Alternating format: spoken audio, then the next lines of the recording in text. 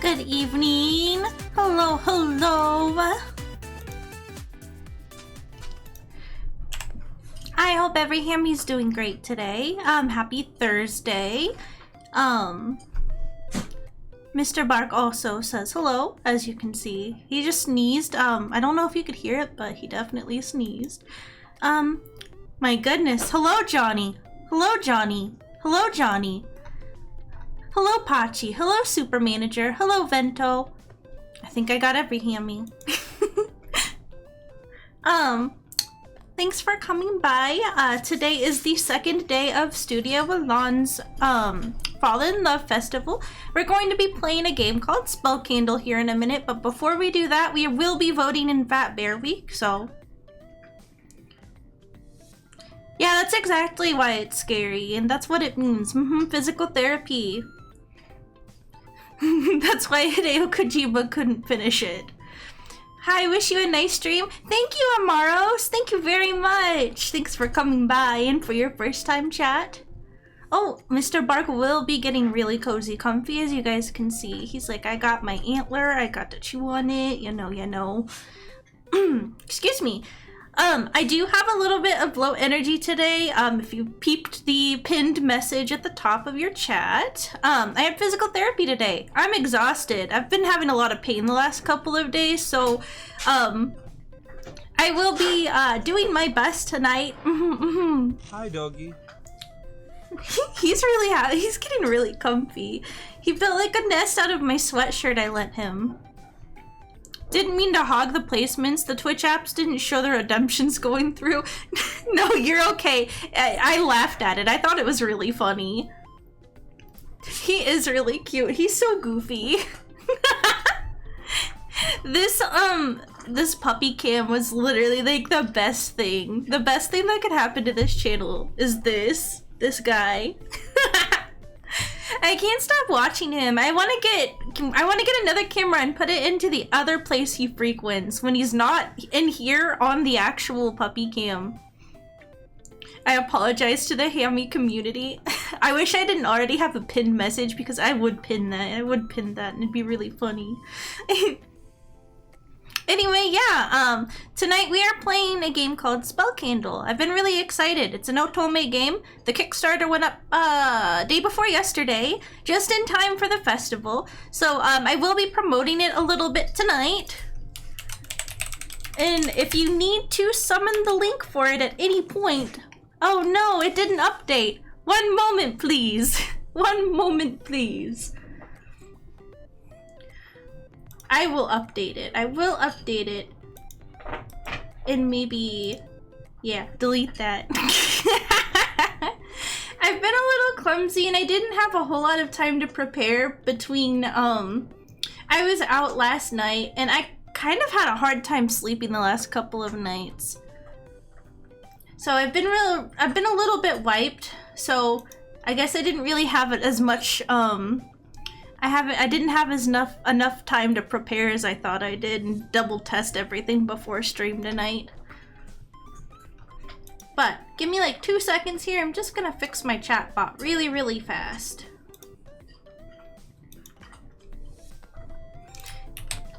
It will also, for what it's worth, pop up automatically from time to time, as long as Stream Elements does the thing I'm expecting it to do. But you know, we love Scuff around here. We love Scuff. Let's see if that does it. Let me see if that does it really quick. There we go! Much better, much better. Okay. Anyway, who's ready to vote for some Fat Bears? I hope it's you. I hope you are ready to vote for Fat Bears. Because I'm going to vote for my own Fat Bears, but you are welcome to also vote for Fat Bear Week. This is the time of the year when all of the bears in the United States start bulking up so they can go into hibernation mode for the winter. And we will be voting. We will be voting. That's my streamer daily this week. So we've just been doing it. We've just been doing it. Every day it's been going. It started on, I believe it started on either Monday or Tuesday. I think it's Tuesday. But, yeah, the biggest of chunguses, Big Chungai even. I like Big Chungai. I'm gonna write that one down. Let's see. So yesterday, I can't remember who we voted for. I think we voted for 909. I think we voted for 909. And then, I think we got, hold on, I'm looking. Yeah, I'm pretty sure we guessed, we voted and both of ours won yesterday. Let's see. I'm double checking though. Yeah, let me look. Wait, hold on. Let me double check. I'm refreshing chat. Okay. Yeah, these look like the two I voted for. So, Mr. Loaf. Mr. Bark is a little bit of a bear. Why did my facial expression change? Did I hit a button? I just love bears. What can I say? Don't clip that. Alright, oh my god. Oh my god. So, we'll start here. We'll start here. Oh, these are some big bears. These are really big bears. I think... I can't tell which one I think is bigger. The bigger difference. Because this one, the lighting is a little bit hard to tell, but I think this is the bigger bulk up of the two. 602. As cute as 128's yearling is, I think I'm gonna vote for 602 today.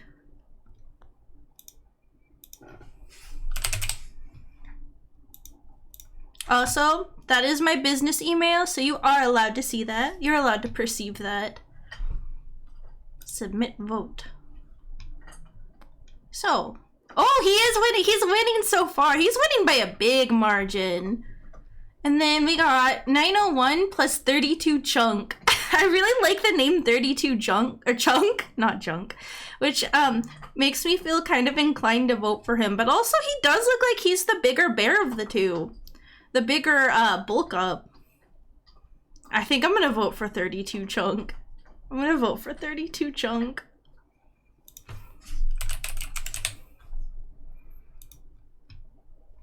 I like him so much. He's got a mouthful of food.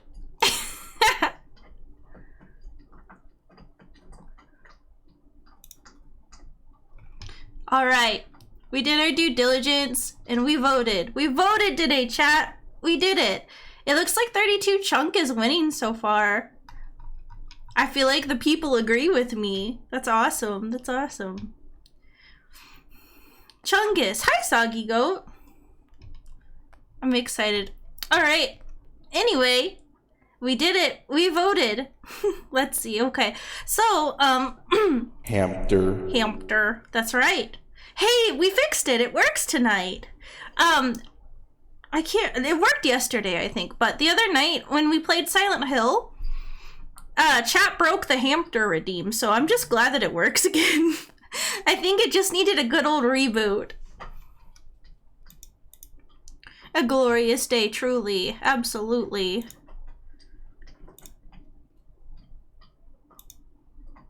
Let's see. So, alright, so I'm gonna go ahead, give you like 2 seconds to update my my category really fast. There we go, there we go. Alright, and then yeah, tonight's game is an Otome game, and we'll go ahead, oh god, we'll get started. I got startled by the music, my headphones are so loud today. I gotta turn it down a little bit. But yeah, if the sound is soft or too loud for you guys, just let me know. Let me know really quick, like when you think about it. But otherwise, I think it should be okay. And we got Mr. Bark and the Mr. Bark cam. We got our QR code for the Kickstarter up at the top. So yeah, you can either do that or you can click the link in chat to check this game out. It looks very good. The art's really pretty, and like everything I've seen about it has been really pretty. There is a fish boy that I saw that Sea Kissy was very intrigued by. So I'm excited. I'm excited. Maybe we'll meet him. Start.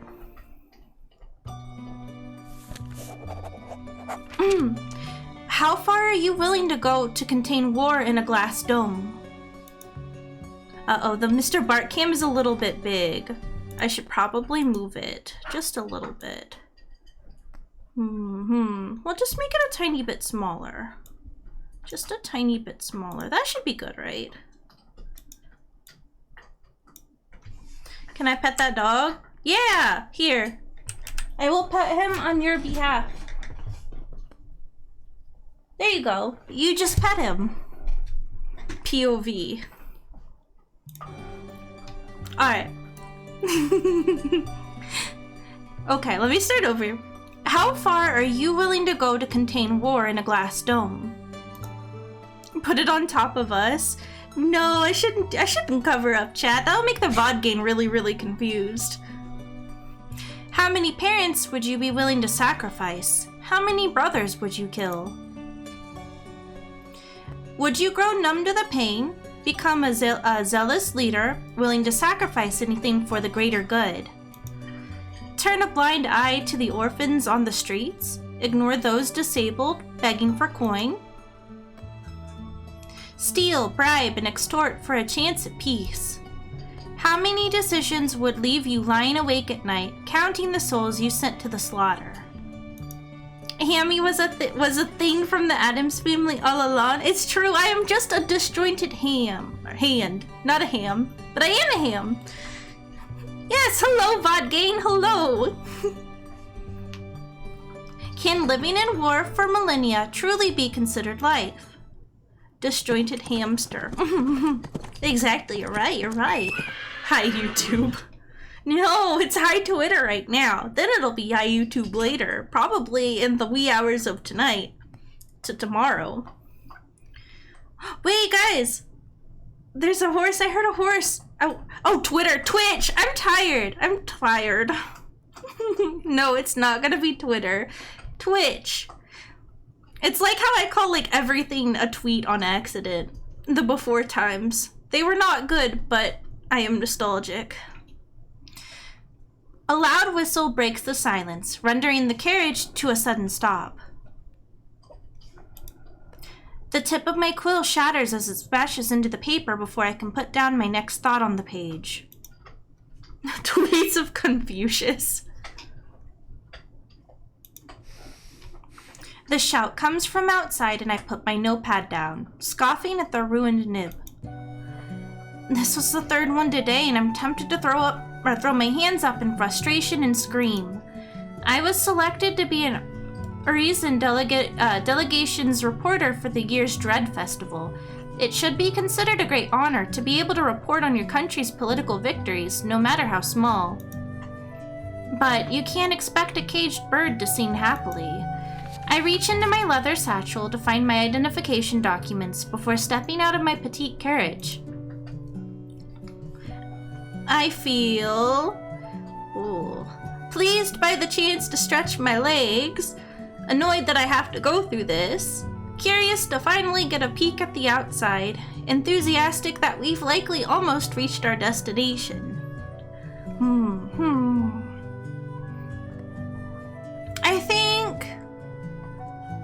I think enthusiastic, perhaps? But also pleased by the chance to stretch my legs might be nice. Annoyed will make us look very grumpy. I don't know if I want to look grumpy today. Let's be pleased by the chance to stretch our legs. Just a few feet ahead, an elven woman is going through the papers of an older gentleman from our contingent. And what role do you fulfill within this delegation? Her voice is like the sharp-pointed end of an ancient spear. I am the senator representing the region of the Beastlands. The elf sniffs the air around the delegate and frowns. She's beautiful. Glimmering mercury eyes peek out from underneath the short bangs the color of milky quartz. Her skin, like deep iron ore, glitters gently in the rays of daylight. After a very thorough read of the man's identification documents, she hands them back to him without a word. I find myself nervous as the elf's long knife-like ears twitch and her attentions shift to me. I'd never seen anything like it. Her cold gaze examines me from head to toe before she reaches a hand out. Identification documents. I hand them over, and she scans through them quickly. Enter your name here. Hamela Hampter. Choose your pronouns. She, her. And what role do you fulfill within this delegation? Let's see. I was selected by the Empire to take an account of the Dread Festival for an article. She, him. I am here to report on the mutually beneficial relationship between our nations. I will be writing a positive piece about Quillan Gilyar's leadership. I plan to record our general's involvement in foreign affairs for our newspapers. These top two would probably be good. Let's see. 1 second, actually. I wonder if there's anything bad about being honest. We could be honest. I mean, we're not up to no good. At least not yet. We're not up to anything bad. I was selected by the Empire to take an account of the Dread Festival for an article. Her eyebrows raised slightly at my response. After a moment, she nods, accepting my explanation. And your general? Where could I find him? Is it Mr. Bark? Mr. Bark could be a good general. The question perplexes me. Though the delegation had been traveling for several weeks, I hadn't encountered the infamous Shadow Master once. Mr. Bark the Shadow Master. Had I? Upon seeing my bewildered expression, the elf offers a small explanation. He was not in his carriage. Perhaps because he got bored of being confined in a turbulent box for days. A voice responds before I can open my mouth to formulate an apology. Mr. Bark would also get bored being in a moving box. Oh, hi, Mr. Bark. I wasn't talking about you. It's okay. It's okay. A voice responds before I can open my mouth to formulate an apology. I step back from the carriage and seek out its source. Whoa, hello, nurse. Upon the wooden roof of my small carriage relaxed one of the most beautiful gentlemen I had ever seen. With his eyes closed, his expression was so serene that I found myself wondering if I'd misheard him speak. Shadow Master, may day and night preserve you. So is this our boss? The man on the roof of my carriage opened his eyes and leveled the woman with a cold gaze. His eyes were the color of the flags of our empire. The color of blood and dangerous, forbidden things. Lattimore, that's his name, Lattimore. I could hear the elven woman swallow from beside me so vividly that I had wondered if the world around us had fallen quiet on purpose. May I please see your documents, General? A frown crossed his features before he quietly sat up, slid his feet over the edge of the carriage, and jumped down with the grace of a cat. Here. He pushed a stack of documents that was so thick into the hands of the elf that it made me gape. It might take you a few days. He smirked, and I wondered where on himself he kept a pocket large enough to hold all that paper.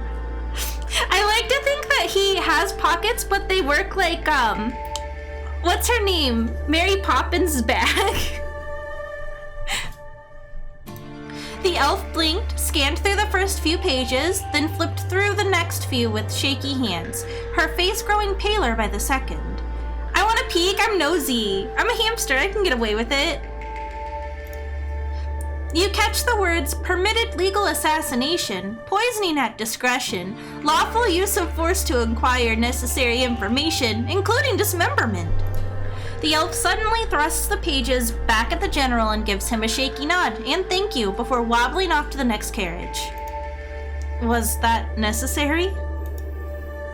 The man's notorious crimson gaze turns to me.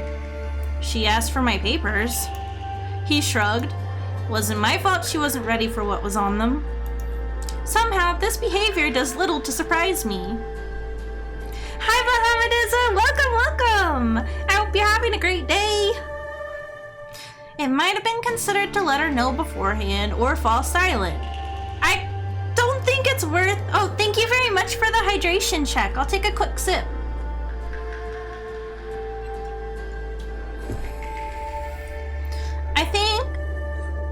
thank you for the shrimp check too. I'm actually gonna pop my back really quick too. Hamela, is there an earthquake in the sky? We can only hope so. Would that mean we're finally getting raptured? Because there's a fault in our stars? Oh my goodness. Thank you so much for the head pats. Welcome in, every Hammie. I'm gonna fall silent. An uncomfortable silence falls over us, and I notice the way his gaze wanders down below my waist, scrutinizing me. A frown crosses his lips. I follow his eyes and... Oh! We dropped a F-bomb. Fuck! The inkwell I had left on the seat beside me must have spilled when the carriage came to a sudden halt. He is staring pointedly at a large black stain on the side of my pants. I would do that, actually. I would do that. I hope you're not planning on wearing that to the welcome dinner. Of course not! I highly suggest not embarrassing yourself or the Empire by doing so. Oh man, he's not nice. He's not nice. Everything about this man was irritating. I won't. The look he gave me was one of complete apathy. I gripped my teeth. A loud, high-pitched whistle traveled from the gates ahead of us. Someone is giving us the all clear. The clicking of metallic hinges echo in the air, and I take it as my sign to return to the piece of my small carriage. Oh, yes, of course! Welcome, Crow! Let me get you a Puyo really quick. Sorry, the music's gonna go in and out for just a second. If you're wanting a Puyo, though, you should grab it now. Let's, there we go. Let's let him look the other direction today. Oh, thank you for the cutie pie sticky. There is one orange Puyo for you. He's so cute. He's so popular. I'm glad you guys like him. Why did the Mr. Bartcan do the thing? There we go. We love Scuff.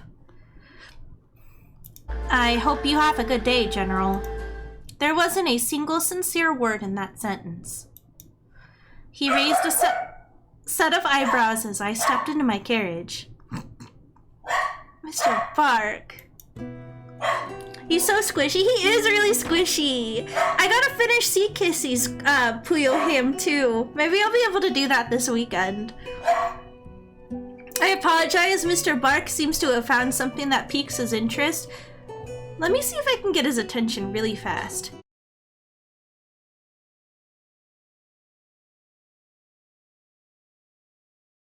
The answer is no, so we will continue onward. Making sure to avoid the spilled ink, I turned around and shut the door in his face. Oh yeah, we don't let... Shows him to be mean to us. A childish reaction, but his expression was well worth it. With blood pounding in my ears, I found a clean place to sit before the carriage resumed its movement shortly after, entering Omnis, the city of Candlewax. When he comes back, I'll give him pets for you guys. The capital city of the elves. I find myself eagerly peeking out through the window, making a continuous effort to forget the fact that I may have just angered one of the most dangerous men on the eastern continent. My eyes wander between the many tall buildings made of marble, adorned with golden embellishment, before lingering on the rectangular houses with roofs assembled from slabs of multicolored quartz. They're illuminated by the withdrawing river of light, the path of the goddess of day. All structures bask in the warm rays, coloring in various shades of brilliant oranges and golds. It is a breathtaking view. Hello, Mr. Potato God! Welcome, welcome! Hello, hello! We pass under a long archway of stone, upon which I can hear the bubbling of running water. Dozens of half-burnt candles of sundry colors and sizes sit atop of each visible surface. I find myself itching to see what these streets look like at night. My thoughts quickly bring me back to the journal in my lap. Quickly, I fetch a new quill from my bag and note down my initial impressions. He is going crazy back there. I'm so sorry. After several days of travel, our delegation has finally arrived at Omnis, the legendary elven capital. The gates were guarded strictly, and our official documents and identities were checked for validity. This year, the Great Empire's leading envoy for peace celebration is the Shadow Master. He sports a unique brand of charm, or he is a very considerate leader. Do we give him a little patting? Because he was kind of rude. But I guess maybe we shouldn't be a hater, because it could come out to bite us in the back. Doing squats has paid off. I agree, I also did those today. I did those for my physical therapy. We're gonna have the most bodacious butts at the end of the month, Pissman. I think that's something we should be proud of. Yeah, exactly. He's a very considerate leader. The opinions of one as experienced as he have been a boon already.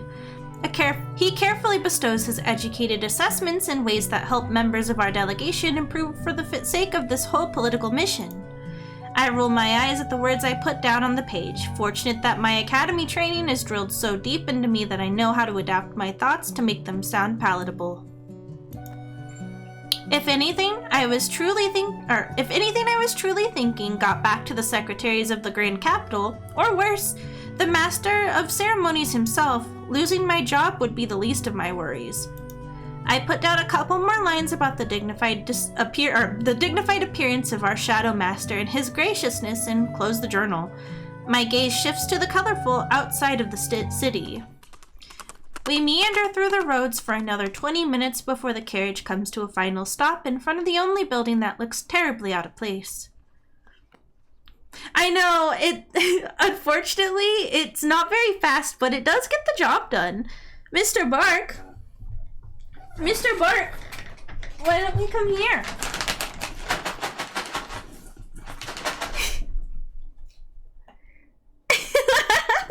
I also think it could be my internet. Mr. Bark is outside of the security office. I know. You gotta stay out of his anger and rage until morning. Good boy.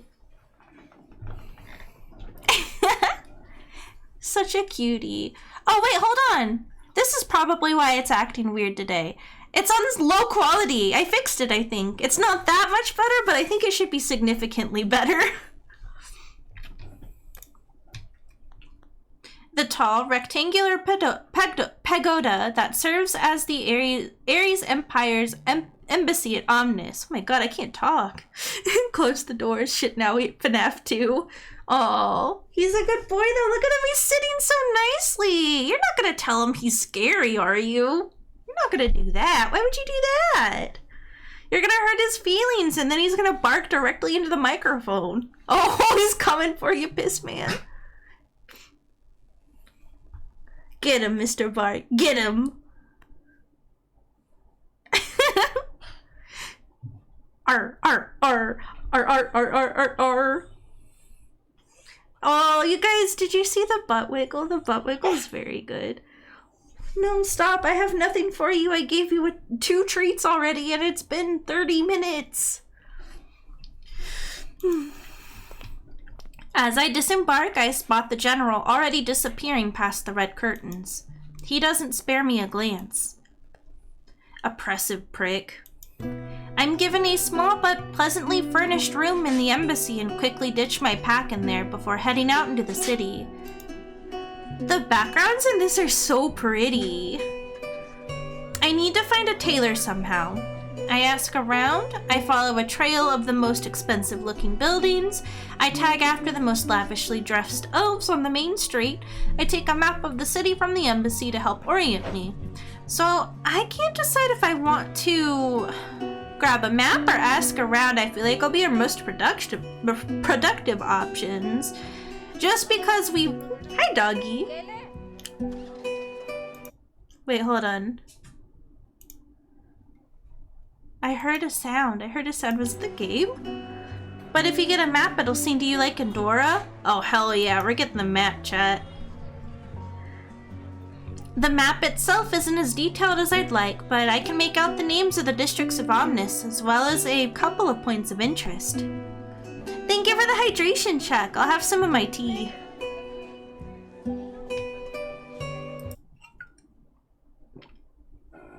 Wait. Give me a second. Is my camera... I keep hearing random sounds, but I think it might be the background sound, and I might just be smooth-brained. Yeah, I think I'm just smooth-brained. Disregard me. The map itself isn't as detailed as I'd like, but I can make out the names of the districts of Omnis, as well as a couple of points of interest.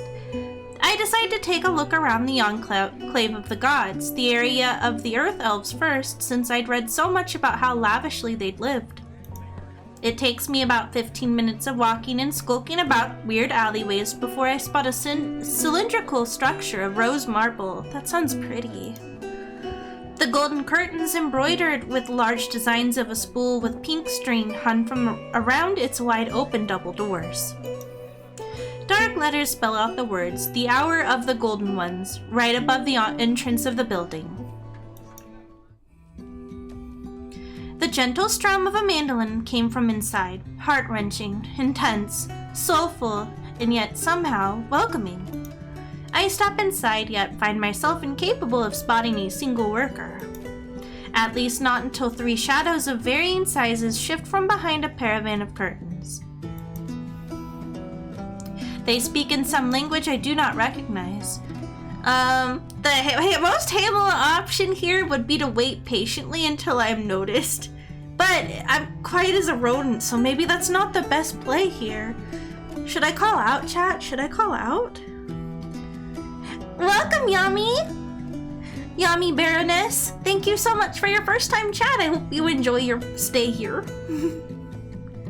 Oh man, maybe I should call out though. Maybe I should call out. I don't wanna be overlooked.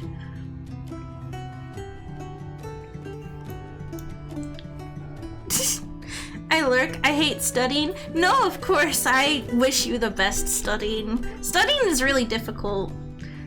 But you've got this, and you're gonna do awesome. Oh, Mr. Bark is back. He's showing you guys his butt. Hi, Hampter.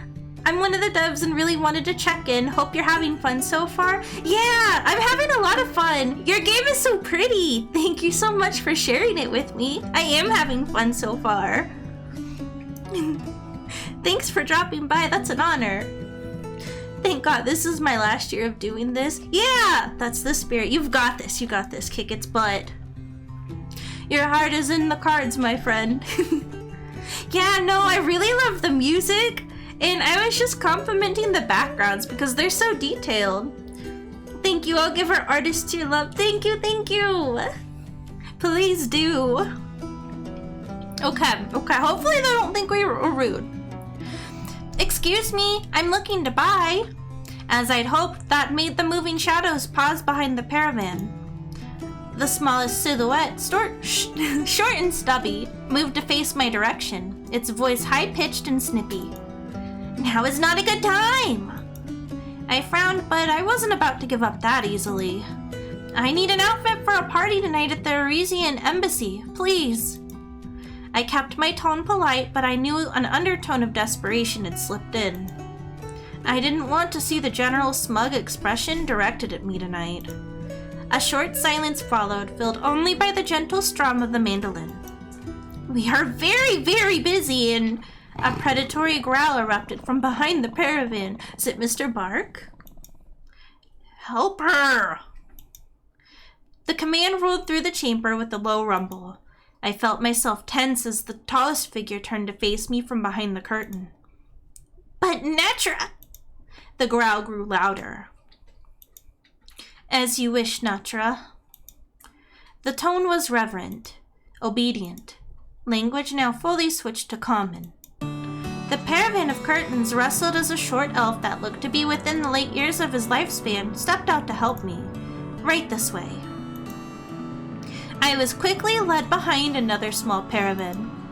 I am Kupio, one of the designers of the Hour of the Golden Ones, and your extra hand to look your best today.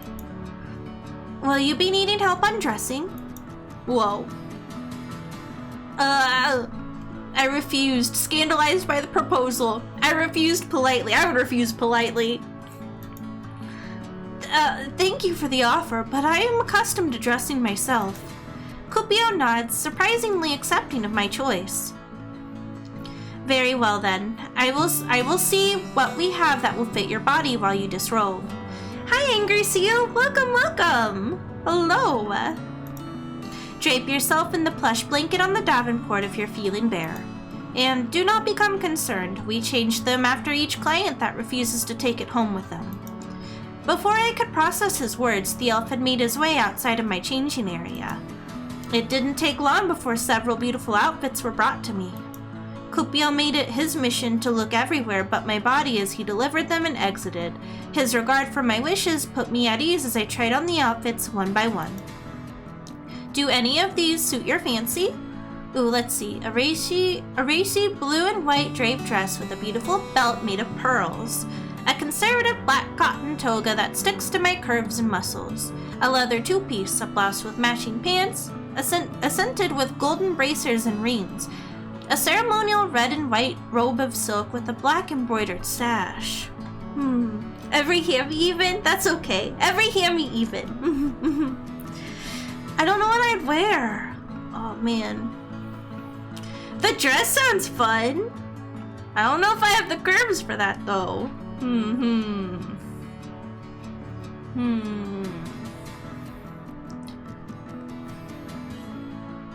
gonna go ahead and snooze the ad this time.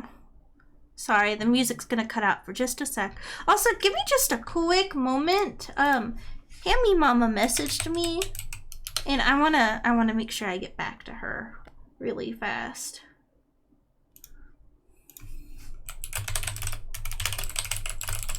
I apologize.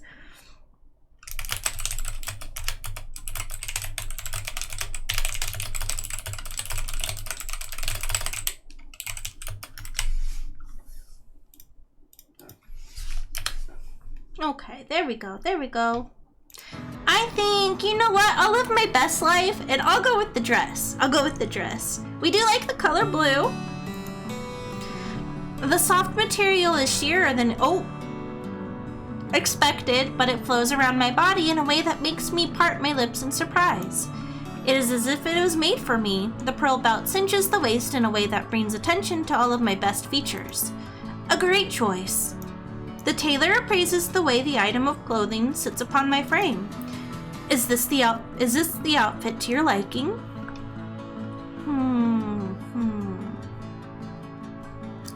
Yeah. I hate trying on clothes. This VN is good because it has say yes to the dress. That's right, you're right, absolutely. You know what, I'm gonna say yes to the dress. I'm gonna say yes. Lovely, now please, follow me to the lockbox.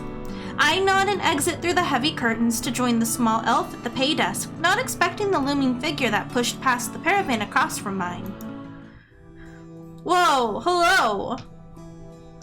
I find myself face to chest with a being unlike any I've ever seen before. A tall cross between a man and monster, with a powerful body and rich skin tone. I can't English. He's left me stuttering. As I look up at him, his eyebrows jump in surprise before his lips twist into a tameless smile. Not a fan of him? Seems like I've made the correct choice. Excuse me?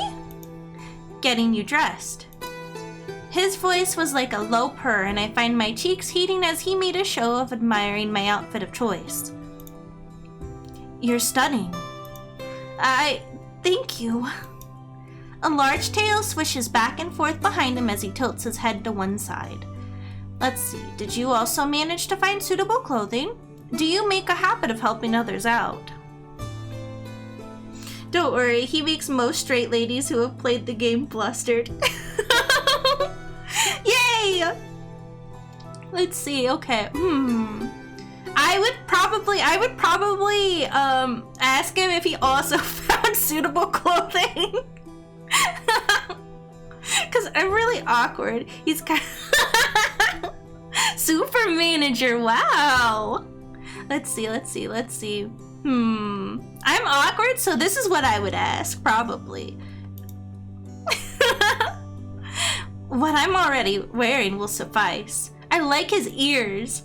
My eyes wander over his Herculean body. I said that right. I said that right. Whoops, hold on just a second. Hold on just a second.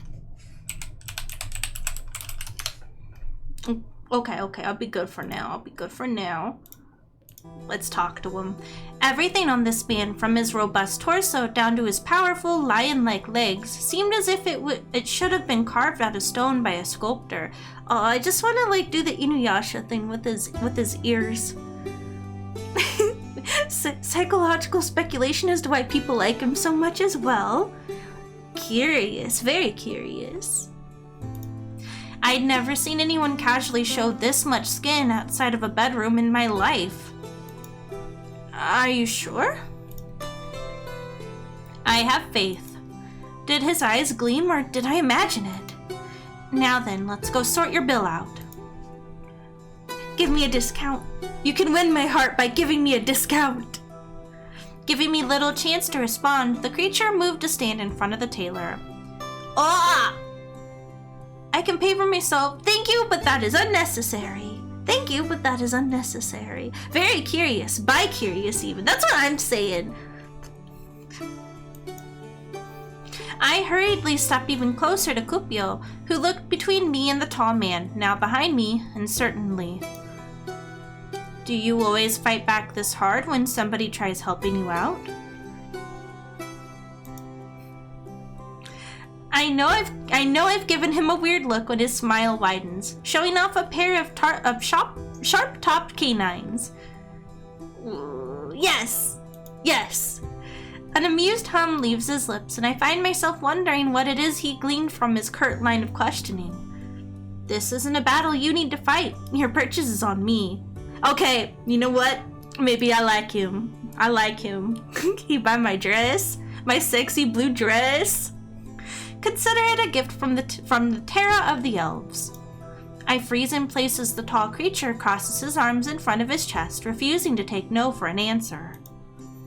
His lion-like tail swishes back and forth as if taunting me to attempt to refuse his kindness. As devs, we've realized that people who like Terra are people who have, for a very long time, had to be in survival mode, and Terra to them represents a solid rock they can rely on, a warmth in a fireplace that isn't usually lit due to lack of resources. I see! That's very interesting, actually. That's really interesting. Yeah, because he kind of swooped in and was a gentleman, but he's a little bit sassy, I can tell already. I'm the same way, but you don't need to buy me a dress. Taco Bell is enough. T-Cell Z. For real. Mr. Bark, have you come back to join us? This man was the Terra, the demigod leader of the city of Fides and the chosen of the earth element. And he just paid for a ridiculously overpriced item of clothing. For me. Alright. The intensity of his gaze lessened before he nodded toward the clothing on my body. Where is your demigod tonight? I hope he is a gentleman. Pretty things suit pretty people. Consider it a party favor. You are a guest of the Dread Festival, right? I nod and he gives me a brilliant grin. Then please make yourself at home in our city. The words "a million people would kill for this chance" echo in my mind, and I find myself smiling back at the demigod. Thank you. Hello, Malice! They have DVR on Twitch? It is my duty and, incidentally, my pleasure. I find my cheeks heating a bit at his tone. I should be on my way. I have it on. Oh. Oops. I can scrub through the stream. That must be the new feature they were testing. That they said I was approved for. I've had a couple of those recently. That's crazy. Okay, yeah, you're right. You're right, and I totally knew about that. Absolutely, totally knew about that. What can I say except you're welcome? Of course, I'll be seeing you tonight then. I picked up my old clothes and packed before bidding Cupio and the Terra the most dignified goodbye I could muster. Now, what did the way back to the embassy look like? I start retracting my steps, but quickly find myself unable to deny the itch to put words on paper over my recent encounter. Compared to the capital of the Ares Empire, the elven city of Omnis is beautiful but chaotic. I feel like ridiculously expensive is kind of, I don't know, it's impolite. Oh, don't worry, Malice, I hope you feel better. I hope you feel rejuvenated soon. You enjoy your sleep. Was doing dishes. What was up with the sexton? No, we were buying a dress. We got a dress. A handsome man paid for the dress, and now we're wearing it out. We have our sexy blue dress, and we are ready to patrol. Beautiful but chaotic. Also, chat, ad game, I have an ad coming up in about 5 minutes. I will probably take that moment to go finish talking to Hammie Mama really quick, so I'll probably put my BRB screen up when it's ad time, okay? Just for a minute, a couple minutes, 3 minutes to be exact. The architecture I see as I walk the streets is awe-inspiring, but the structure of the city itself is incomprehensible. I wonder what the spatial architects were thinking when they planned his place. The urban design is amateurish, but when compared to the organized construction of our capital city, my thoughts then wander to the Terra of the Elves, to his warm smiles and his overly accommodating sentiments. Nobody had ever covered a bill for me before purely out of kindness. I can't help but wonder what the price I'd have to pay for it in return would be. I frown and structure my thoughts on the demigod of Earth. My first impression of the Terra of the Elves is, he seems to live in his own world, or he has a terrible savior complex. Oh no! That kind of fits in line with what Yami said. He seems to live in his own world. I've never once spotted any of our 9 generals out shopping for clothes mere hours before an event as important as the Dread Festival. Then again, if the Terra is as rich as the legends say he is, I shouldn't be surprised that he throws money around at pompous stores with ridiculously inflated price tags. I feel my chest grow heavy with guilt over the words I put down. Oh no! We've been taught to always show the strengths of our empire, throwing mud at the reputations of others in order to do so, however, has never been my favorite thing to do. I exhale and look up from my page and quill, needing a distraction from my treacherous thoughts. Johnny. It comes quickly, as I do not recognize the street I'm walking on. It's pretty though, look at the ivy on the walls. Multitasking is not always as easy as it seems. The marble and quartz are lost, instead replaced by simple one-floor stone buildings decorated with all kinds of dried plants, bones, and black velvet curtains. The streets seem deserted. The air feels oppressive. Unlike the other parts of town, soft lavender and green candles lay lit around the street as though there is a heavy darkness here that dims all other colors and needs to be warded off. Silence stretches over me in a way that has me glancing back at my window. I don't know why, but this place reminds me of some of the worst moments of my life. The passing of my late parents, a terrible breakup with an abusive ex, a near-death experience I suffered through, the loss of a friend in the yearly wars. It kind of feels a little lonely, is kind of the vibe I get. So the loss of a friend or the passing of my late parents would be my guess. Would be my 2 cents. That's the phrase. The loss of a friend in the yearly wars. Let's do that. Let's do that. An experience that changed me, left a void in my chest. It is difficult to express what the loss of a loved one feels like, but a wave of sadness hits me with such strength that I have to rub the tears from my eyes as I walk. I hate it. I hate the reality of a mortal. That life has a beginning and an end. How cruel is that? How cruel were the gods that made us like this? I take a deep breath and focus on the teachings of the Ares Empire, the way to fight back the demons that attempt to conquer you.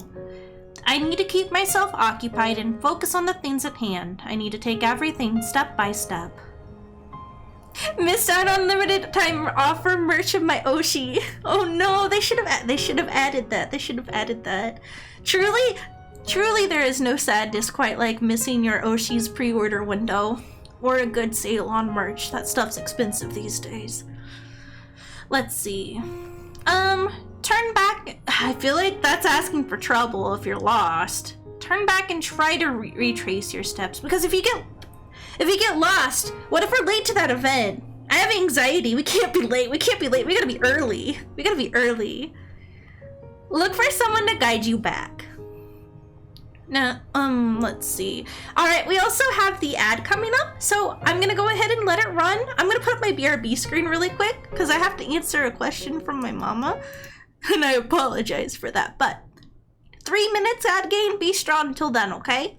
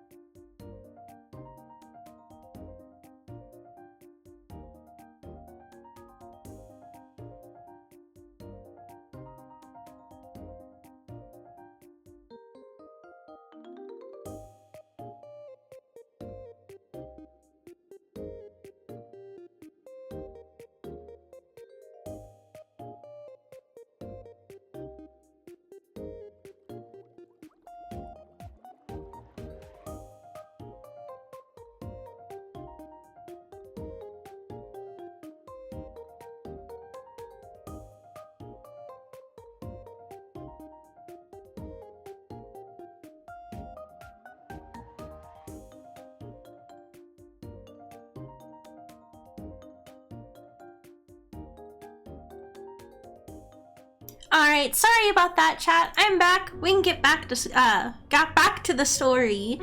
Ad gain should be returning here in another minute. Anyway, so let's look for someone to guide us back, because that feels most responsible. Most people don't like asking for directions, but Hamela Hampter is not one of them. While the street I'm currently on is empty, there surely must be someone I can ask for directions. I walk around for 5 minutes, 10 minutes, taking lefts and rights, making my way through neighborhoods that looked lived in, yet don't spot a single person. Oh no! What if I got us lost more? Haven't I already been on this street? I feel as though I'm being watched. I find myself constantly glancing around at the vacant windows and the empty street corners. A cold chill runs up my back as I reach a few doors without windows or candles. Was this elven magic or all just in my head? Was someone playing tricks on me? When I stop to readjust my pack, I feel something wet hit my forehead. The darkening skies up above surprise me, and I have barely a moment to blink before I'm caught in a downpour. The rain is so heavy and cold that if I don't hide somewhere quick, I'm sure I'll be sick during tonight's banquet. Shit. At this rate, my notes will be ruined. I break into a run, looking for shelter from the downpour. Oh, thank you guys. I've been doing physical therapy every Thursday for the last... I think today was my 3rd week. The only place I managed to find on such short notice is underneath a small staircase. I'm forced to squeeze in underneath, pulling my feet into my chest. I like the rain, I hate the rain, or I don't care for the weather. Do you feel like physical therapy works for you? I would say so. It's supposed to strengthen my legs, and I feel like it has been helping, and then I have my own exercises that I do at home that she's recommended me to. They said right now I'm supposed to do it for 6 weeks total, and more if she advises past that. So I'm really hoping that in 3 weeks I feel completely better. Cause it's not supposed to be a permanent thing for me to have trouble with my legs, but man, some of the worst days are really tough. That's great. Consistency is key. You've got this. Thank you. I appreciate it. I am certainly trying my best, and you know, it's hard, but consistency is key, like you said. Let's see. It makes me kind of sad though, because right now, the question, I like the rain, but lately the rain makes my legs hurt. The legs make my rain hurt. The rain makes my legs hurt, but I'm gonna put that I like the rain. I'm gonna put I like the rain, because I like the rain. I've always found it calming. The pitter-patter of raindrops against any surface could easily put me to sleep. With a downpour like this, it seemed as if the sky itself was crying. For the first time in my life, I found the sky's unruliness almost unfair.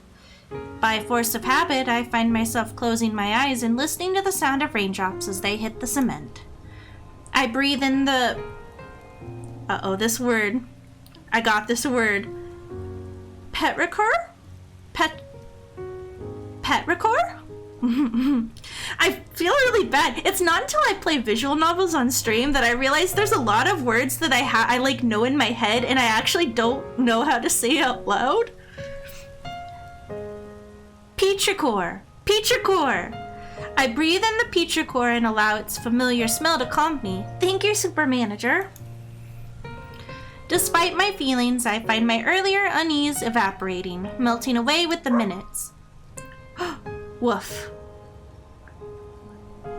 I like how there's just Mr. Bark's butt in the camera. Give me a quick second. I open my eyes to the sound of a bark and find a small puppy tilting its head at me. What about this small puppy?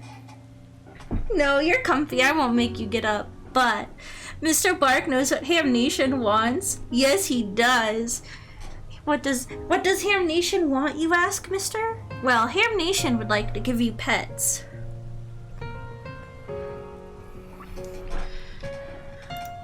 When I blink again, however, I find that I must have imagined it.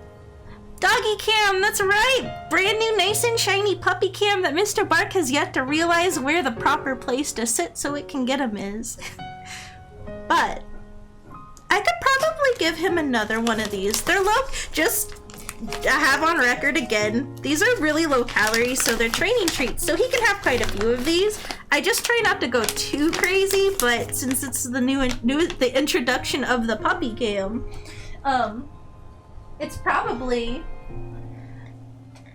you know, we're gonna expect it. We're gonna expect it. Doggy rumpus. Here, really quickly too. Really quickly, I can blow it up a little if you guys want. There he is. He's got his treat. Sorry, I really like showing it off too. We've had a lot of those today, so don't come over here begging.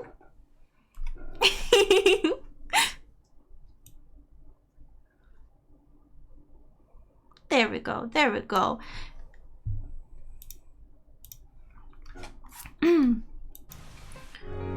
Whoa. He's pretty.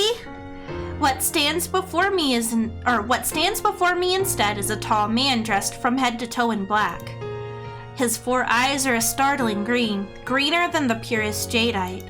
Somehow, he sticks out from within the gloom of the surrounding environment, perhaps because of the lit white candle that gleams in the lantern he holds up toward me. Yeah, he is hot! He's so pretty.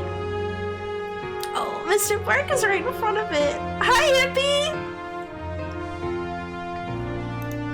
He surveys me silently, unbothered by the rain falling from the sky. His gaze lingers a beat too long on my ears. Is it my hamster ears? The sound, like an exasperated scoff, escapes him before he moves his cape to one side. It takes me a moment to realize that he is offering to share.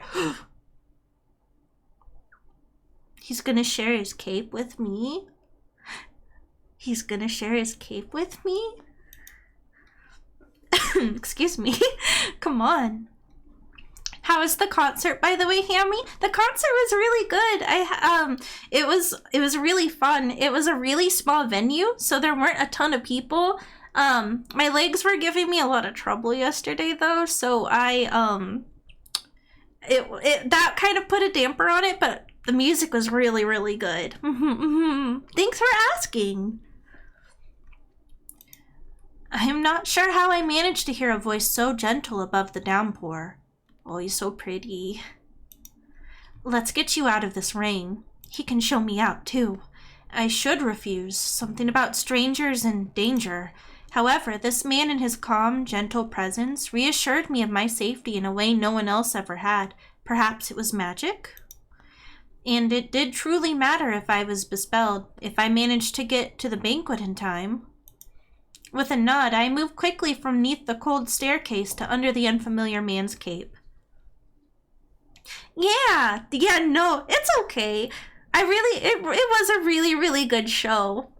And it was really nice because thankfully, since I was being bothered by my legs, they had seating that I kind of just took up a table and I was able to put my legs up without bothering anyone, so that was pretty good. And I just hung out and enjoyed the music. I am pleased to find that it is much warmer and larger than it looks. I assume you are an ambassador of the Ares Empire? Once again, I am surprised I can hear him. Something of the sort. His gaze lingers on me for a moment too long. Though he says nothing, he reaches his lantern forward and I gather that we should move. Oh my goodness, I hope you feel better soon. I'm sorry to hear that you're sick.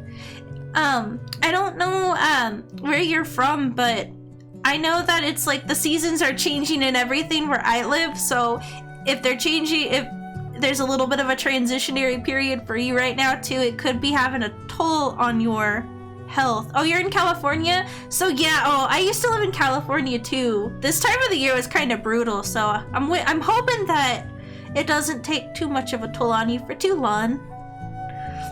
It gets really, California is so nice most of the time. It's so nice most of the time, but it does get pretty cold pretty quickly when you don't expect it, you know? The streets are accumulating water at such a pace that the sewage system does not seem capable of handling it. That's also very, California coded. At first, I do my best to avoid the gathering puddles and streams of water carrying away dust and grime. Though the task is difficult, and my feet should be soaked through the shoes and socks, I am surprised to find that I don't walk into the puddles. Oh, it would ruin our day to get our socks wet at this point. Oh, you overworked yourself? Definitely take it easy then. Maybe make yourself some tea, kick your feet up and relax. I walk over to them.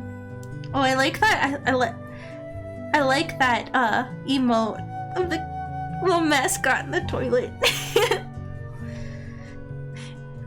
Irregular Michi Mochi V also is streaming this if she hasn't already. I know that you also have her emote, so I'm excited. As though an invisible barrier has been created between myself and the cold water accumulating on the streets. When I glance back at the man leading me, I notice the way the rain bounces away from him. Ask him how he's keeping you both dry. Ask him. Let's talk to him. I like him. We'll talk to him. The cloak's enchanted. The cheese is under the sauce. Oh. I'd never experienced the effect of a magic item before, and I can't help but be a little awestruck at the revelation I was almost wearing one. They are pretty rare back in the Ares Empire. He tilts his head toward the sky as if attempting to gauge if it will cease raining soon. Oh, well, I hope she's taking care of you while you don't feel good too, because it sounds like you take care of her. Oh, the Gomez Adams goth doggo hubby. Is he the doggo? I want to see the doggo form. I need to see the doggo form, please. Oh, Mr. Bark, you're being such a good boy. Then sighs. I apologize. Once again, it takes me a moment to catch his voice. I find how easy it is to miss alarming. Uppy, are you apologizing for the rain? Do you usually apologize to all victims you save from a downpour? I like that second one. Doggo form can be seen at the very bottom of the Kickstarter, and he's just puppy. I want to go see. I hope you don't mind if we go see really quick. We're gonna go see.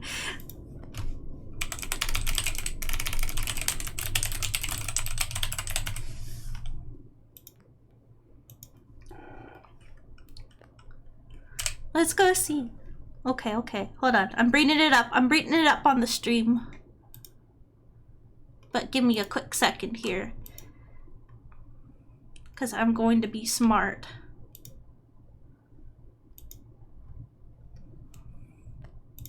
Let's see.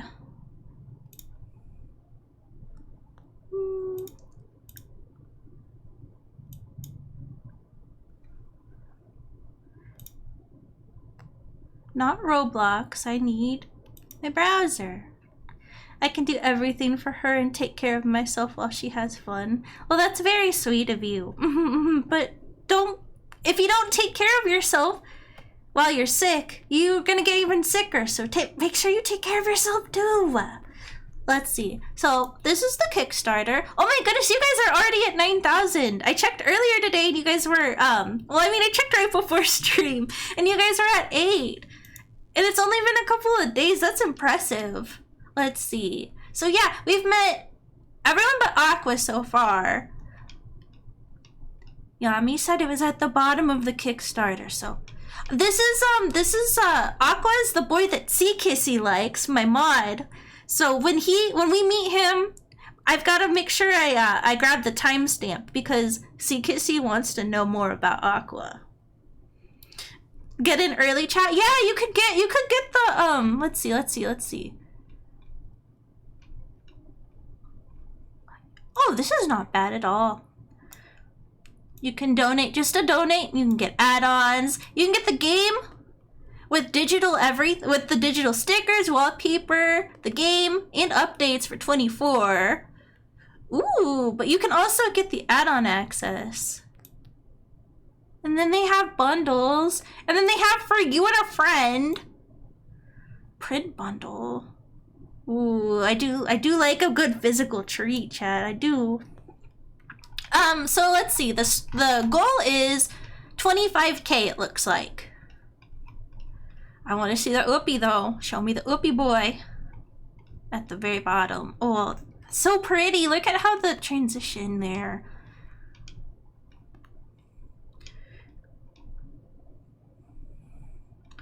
Ooh. I'm gonna have to check out the composer because I really dig this soundtrack. Ooh. Ooh, you could get a character sketch if you could get a character sketch. You could have your OC in the game. Ooh. Ooh. Kiss the chef apron. Oh my god, this is hilarious. I love this shirt. Hold on. We're zooming in if it'll let me. This shirt is cracking me up. I like it so much. Oh man, I wish I had 1,000 I could donate to get my OC in there. How much to donate to change the genre of the game to FPS? That's a whole different game at this point. Wait, I saw not safe for work. Whoa, if they reach 150K, it's gonna get spicy, chat. It's gonna get spicy. Let's see. Is this? Oh, it is him! He got bacon and eggs for you. He's so cute. Would snuggle. Mr. Bark and him would not get along, but he's very, very cute. Yeah, Bed Bat Whoopie. I'm gonna wait. Hold on. Before I get back, I promise I'll stop messing around. But I have the power to do something right now, and I'm gonna do it. Yeah. That was what that was made for. That was made just for this moment. I got to pet him. All right. I promise. Let's get back to the game. But yeah, now you know what the Kickstarter looks like. But still, go check it out. Go check it out if you're interested. It looks like a very good game. I want to back it. I gotta get paid, but I want to back it. Let's see. Okay. Let's get back now. Let me backtrack a tiny bit. So, I was thinking, for this one, do you usually apologize to all victims you save from a downpour? Because I don't want to come off too sassy. He raises an eyebrow at my pathetic attempt at a joke. Oh, damn it. Only when they're unnatural, caused by the emotional experience of one of ours. The puzzle pieces clicked into place. Our Moore's current aqua aspect of water had come into power 3 years ago, yet he was powerful enough to cause such a deluge. Do all elven aspects have the ability to affect the weather? I can feel his gaze resting on me for a brief period. No. Oh. At least not without the help of spell candles. Name drop. I raise an eyebrow at the man as he guides us into a turn that leads us out of the basic rocky building district. What are spell candles? A few seconds pass by without an answer, and I wonder if the cloak almost seems to grow heavier around me. A way to preserve pure elemental magic. And the magic is released when the candle is burned? Correct. Is that why candles are strewn about this entire city? Sounds simple enough. I want to know more. I want to talk his ear off. Maybe he'll tolerate me and we'll get married.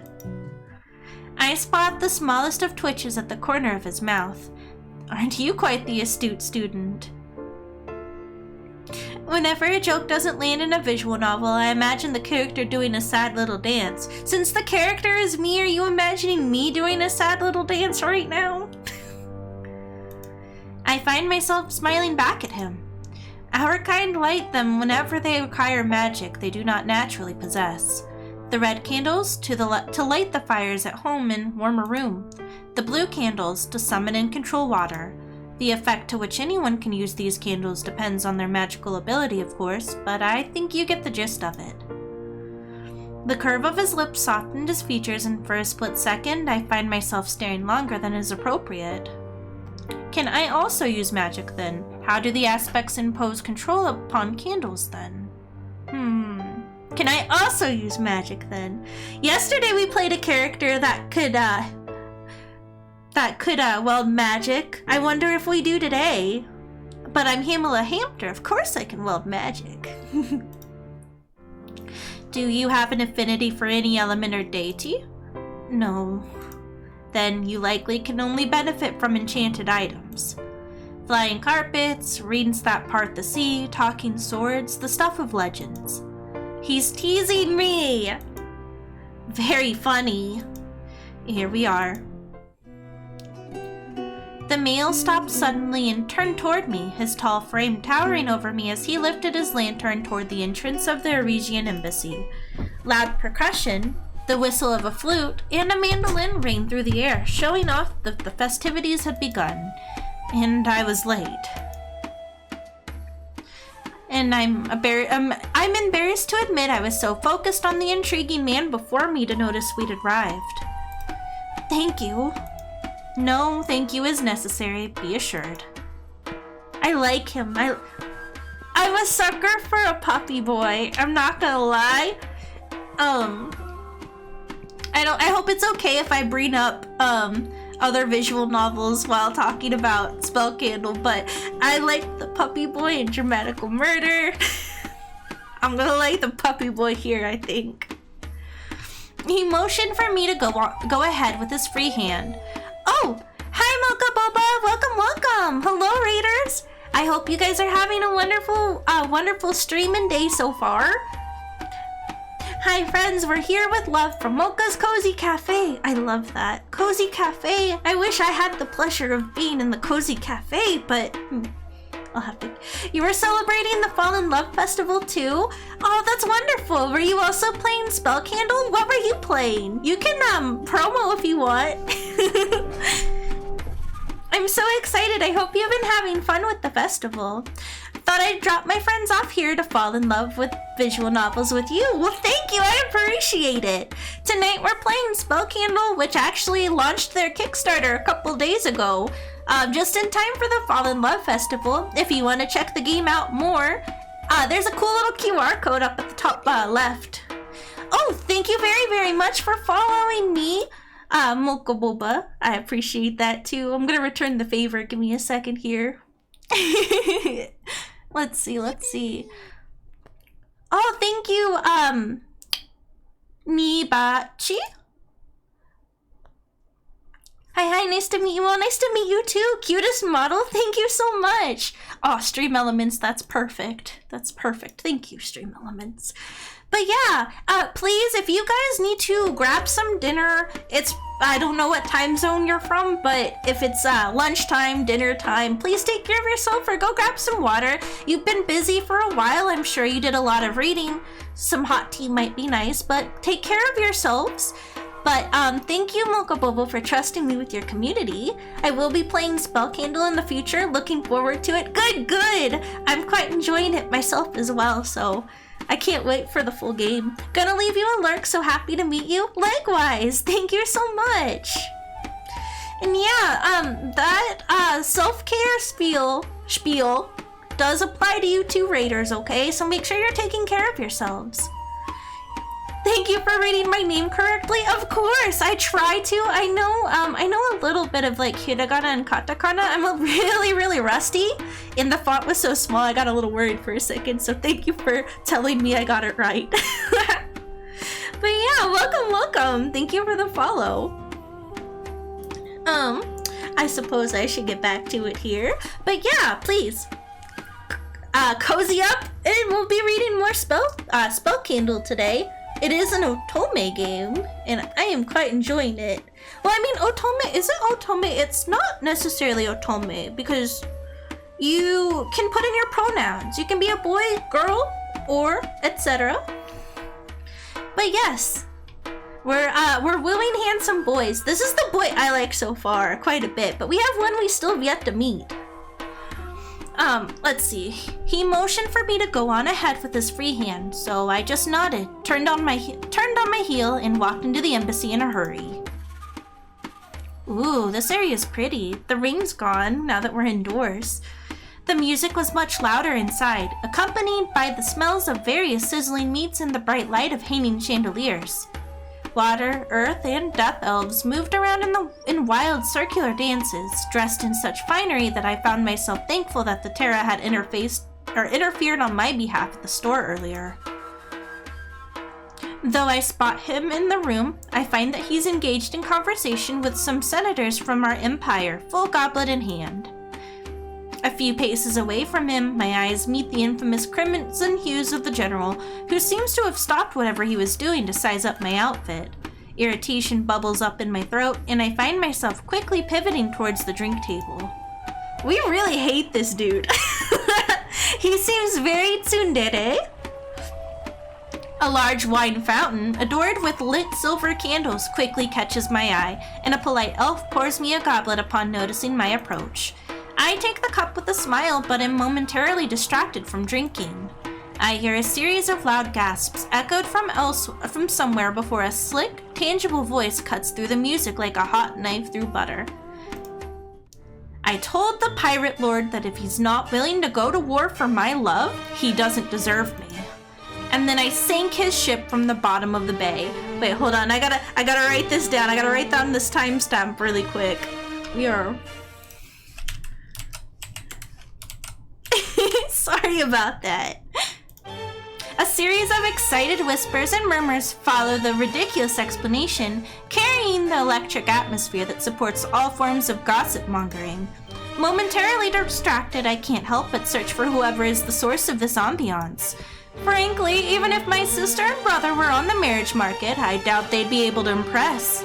Then again, feel free to bring it up with stepmother dearest. I'm sure she'll be thrilled to finally get a morsel of attention. My feet move automatically as if charmed by scandal, carried within every sentence of whoever is speaking. I find I am led into a section of the embassy floor, transformed into a lounge by large chases, silk curtains, and burning incense. Many gorgeous elves are piled on top of comfortable pillows, lazing around in eye-catching outfits, yet when my eyes land on the male sprawled in the dead center of this crowd, I find myself suddenly flustered. Yeah, that's him! That's Aqua. Everything about this man makes me want to do double and triple takes. The long hair, glistening in the candlelight as if wet, the bright pink makeup, the outfit that I'm sure would look unseemly on anyone else in such a formal environment. Whoever he is, he commands the space behind these curtains as though he owns it, and he might as well, considering the way the hungry gazes of his entourage follow each breath he takes. No, sweetheart, no matter how much money your father offers her family as a dowry, trust me, she won't marry you. He sounds so utterly bored with the topic that I almost believe that he isn't reveling in the attention he's receiving. His large smile says otherwise. Everyone knows that marrying for love is far superior than marrying for money. Okay, but can you cook bacon on his thigh? I don't know if you can. You could. It looks like you could. He's pretty hot. His gaze landed on me, and his smile widened. Wouldn't you agree? The pool of attention was dropped upon me so suddenly that I found myself desperate to get rid of it. Marriage for money is better. Marriage for love is better. I don't believe in marriage. I'd rather not give opinions on other people's relationship. Can't people have both? Porque no los dos. Truly. Such naivete. I'm convinced his gaze brightens as he... Hi, boss! Welcome! Hamster. I'm convinced his gaze brightens as he shifts it to somewhere behind my shoulder, as if searching for someone beyond the curtains before returning to me. Well, I suppose I've always had a penchant for the gullible. His heterochromatic eyes slide over my form. The retort I'd planned never leaves my mouth. You're just my type. Ooh! Excuse me? His bold proclamation wipes the remark clean from memory, and I can only stare at him, completely dumbfounded. My cheeks blush as he spreads 2 fingers in front of his lips. Feel free to stop by my room later. Oh my goodness! I highly doubt that would be Aqua of the Elves. My embarrassment is quickly swept under the rug, the attention of the room instead drawn to the general, who had moved in front of me. His demeanor remains as cold as always. Ah, the Shadow Master. The beautiful man before me finally moves to stand in front of us. I had an inkling that the male before me had to be influential, but had I just been propositioned by the aspect of water? My brain blanched as I pondered how to put that down in my journal. I've heard a lot about you. The Aqua did a quick circle around the general, eyeing him with unabashed curiosity. The man without a heart, was it? Care to dispel that rumor? Are they flirting? The girls are flirting! Ignoring the bold flirtation of the demigod before him, the general's crimson eyes glance in my direction briefly. I ask you to refrain from distracting our Bellfire-mandated political journalist from doing her job. I find myself stiffening upon hearing the mention of the Ares Empire's grand capital. Aqua's attention slid over me again, lingering on the authorized notebook I was given to put my notes down. I make no promises. You. It's a festival, General. Relax. He waved an amphibious hand dismissively. In fact, he raised his voice in a way that carried his words around the room. I propose a toast. Another goblet of wine is pushed into my hand by a servant so quickly that I suspect the Aqua of Elves has a habit of making toasts. Hamster. Though the room is buzzing with excitement, it is quiet enough to hear a pin drop. Beside me, I notice the general giving Aqua a withering glare. To the Ares Empire, who have stood behind us thousands of winters. He raised his silver goblet into the air. May our festival once again nourish the millennium-old alliance between our 2 nations, so that we may stand together against the coming horrors anew in 8 months. Ooh, what's happening in 8 months? Prost. I blink as the word is echoed around the room and everyone erupts in cheers before drinking from their cups. We have 2 cups, but do we want to get shit-faced? I don't know if we want to get shit-faced here, chat. I'm thinking. Imitate drinking. I press the goblet to my lips, but make no effort to part them. Whatever is in this wine, it smells like the sea. I pull the cup back and stare at its contents, noting what was inside looked like a typical red wine. What sort of disaster took place to make such a lovely drink smell like seaweed? It's the special ingredient. It seems that I am alone in my confusion, however. The festivities around me have resumed in full force, with the swell of a flute leading most elves that were gathered around Aqua into an unfamiliar folk dance. They bounce around the room in couples, laughing and dragging the occasional senator into their steps. It's wild and lively, antithetical to the structured festivals we held back at Balefire. It is an acquired taste. The wine, I mean, surf grape. They call it an amour. A familiar voice comes from behind us, and as I turn... Hold on, I'm gonna start that one over. A familiar voice comes from behind, and as I turn, I come face to face with the giant frame of the Elves' Terra. Long time no see, princess. Oh, he called me princess. Oh, man, you might be fighting the Uppy guy for favorite. It's good to see you as well, Terra. Planning to take Aqua up on his offer? No, I want to pet the Uppy. It takes me a second to clue into what he's asking. It seems word travels faster than wine at the Elven capital. More people should call me princess. I agree. I think more people should call you princess, but I think more people should call me princess because I'm the people's hamster princess. Isn't that right, Mr. Bark? Isn't that right? You're so cozy comfy, mister. Okay, Princess Hammie. Yes! Excellent. Oh, what is he up to? What is he up to? Getting cozy. It takes me a second to clue into what he's asking. It seems word travels faster than wine at the Elven capital. I will be doing my job. Thought so. A part of me wanted to ask him what he meant, considering that smile, but I find my attention occupied by Aqua. He led a complex folk dance with easy confidence, his long hair swaying behind him, a mesmerizing head of the revelry. Our stoic general followed through the motions beside him, as though he'd done this many times before. He looks like he'd have more fun cleaning bird shit. I stifle a laugh behind a hand and glance up at the shrugging demigod. Am I wrong, though? Agree with him. I can't help the smile that cracks my well-structured mask of professionalism. I don't have to do anything more to earn myself a pleased expression from the elven demigod. His gaze shifts behind me, and I follow it to a lone figure leaning against a wall beside the embassy's entrance. My guide from earlier. With his hood down, I'm startled to see a pair of long lupin ears shifting on top of his head. So cute! So cute! I want to poke them. Mors Mortis, the aspect of death, the last demigod of the waking elves. He's watching the dance unfolding around the embassy floor, but seems to be restraining himself from joining it.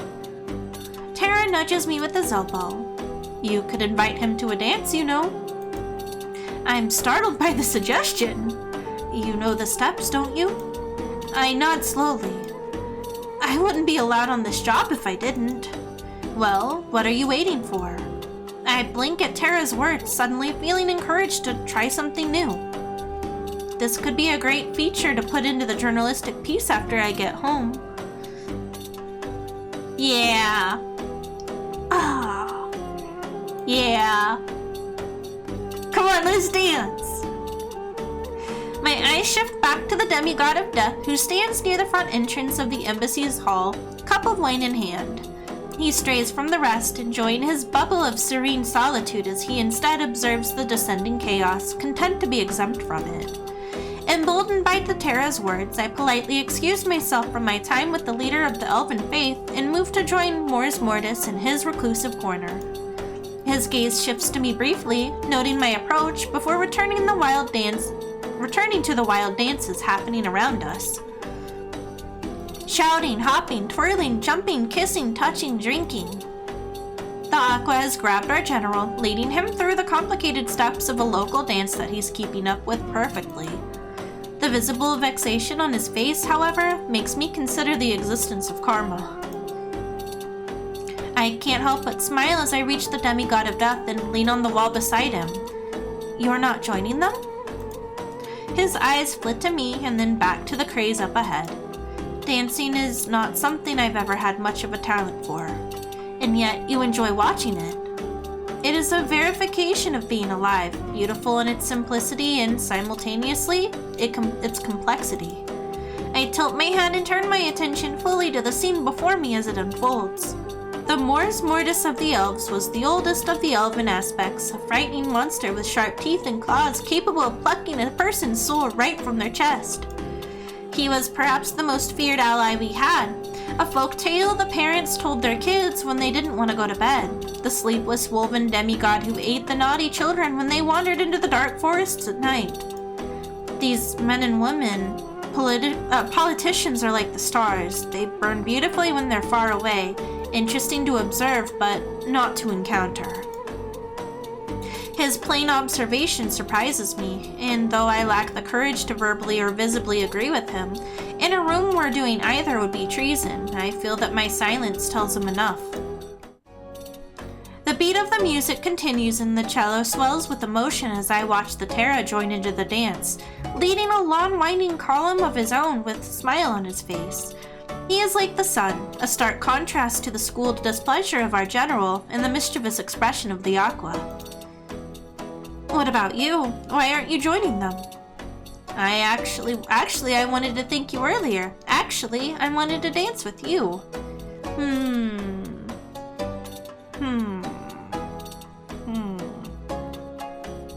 I wanted to thank you for earlier. Thank me? For saving me from the rain when I got lost? It was kind of you. anyone else would have done the same. I can list the names of quite a few people who wouldn't, several of them drinking merrily in this room, but I resist and I simply shake my head. One person's kindness can be a second chance at life for another. Doing the right thing shouldn't be as complex as it's made out to be. He's so right! He's so right! I like him. He's right. You would have caught a cold if I let you remain in the freezing rain. The decision was simple. Well, thank you nonetheless. He paused before giving me a small, stiff nod. A sudden surge of the beat turned my eyes to the center of the embassy's main hall, where the aspects of earth and water had clashed, both vying for the center of the dance floor. The general, whose fingers were still intertwined with Aqua's, regarded the aspect of waters as though he were seconds from killing him. The stomping of feet, the clinking of cups, roaming of hands, the smell of expensive perfumes met with that of sizzling meats cooked traditionally as kebab. Ooh, kebab sounds so good. At the same time, it reminded me of home, while also letting me experience something entirely different. It made me want to close my eyes, lean into the beat like everyone else, every Hammie even. As the chaos of the festivities raged around me, I turned once again to face Mors Mortis. A question on my lips, I watched as his eyes widened and he pulled me to his side without warning as a stray glass of wine smashed into the wall where I had just stood. Uh-oh, what happened? Its owner, an earthen elf with a sandy skin tone, laughed drunkenly, perhaps after doing a few twirls too many in the current dance. Her eyes, the color of bright amethysts, turned to me, and what I assumed was going to be an apology turned into wide eyes, quivering lips, and a deep bow. I have to say, every Hammie even is my favorite Hamela Hampter quote. I'm glad you enjoy it. I'm glad you enjoy it. I honestly didn't have any idea if anyone ever catched it, so I like that. That makes me happy. She said something in Elvish, then turned on her heels and ran out of the embassy's open doors into the night, leaving me dumbfounded. At least she was considerate enough to not disturb the rest of the guests by screaming. Thank you so much for the follow, Primus TK. Welcome, welcome. Also, chat, we do have an ad break coming up in about 4 minutes, okay? I'll let you know when it gets a little closer. She said she apologizes for the glass. I turned to Mors Mortis, whose nonchalant tone was betrayed by the scowl on his lips. Thank you. From Mocha, little late but get raided. No, thank you. It's never too late. Never too late to follow after a raid. But welcome, welcome. I hope you enjoy your time. It is of no consequence. A series of merry cheers erupts from the center of the hall, the lawn song having come to an end, but I find myself uninterested in the winner of its superstitious competition. The man before me holds my gaze instead. I'm fascinated by what someone so seemingly gentle had done in seconds to summon forth such primal fear from his subject. But if Mors Mortis senses the millions of questions on my tongue, he ignores them, instead reaching forward toward me and tugging something out of my hair. His dark fingers pull away. I catch a sixth eye tattooed on the back of his hand. A bit of glass got on you. Oh my goodness. You know what I need here? He shows me a small shard between his fingers. Something that wouldn't have happened had... Hold on, I got this. Something that wouldn't have Something that wouldn't have happened had our Balefire mandated journalists been doing their job recording the happenings rather than partaking in them. Oh no, he's roasting me. The general cuts into the conversation with a glare in my direction that gives me goosebumps. I believe you and I have different definitions on the term partaking, General. Unlike me, Mors Mortis seems completely unaffected by the Shadow Master's presence. Your journalist was in fact doing their job very well. It is the fault of our people that she almost got injured. The general scoffed, his gaze shifting to me again, his eyes tracking what I could only assume was the glass shards in my hair. Any journalist serious about their job would already be resting. The aspect of Death's gaze shifts to me, as if to gauge something, before he places a hand on his toned chest. His head dipped into a curt bow, a soft smile on his lips. Then may your rest be tranquil. In your spirit feel serene under Nost's watchful gaze, Hamela Hampter. My name sticks out so much. Do you think he says it like Hamster? Thank you for that hydration check, the double hydration check. I will take a double sippy, because you asked so nicely. And unshrimp, I was hovering a little bit over my keyboard. Awesome.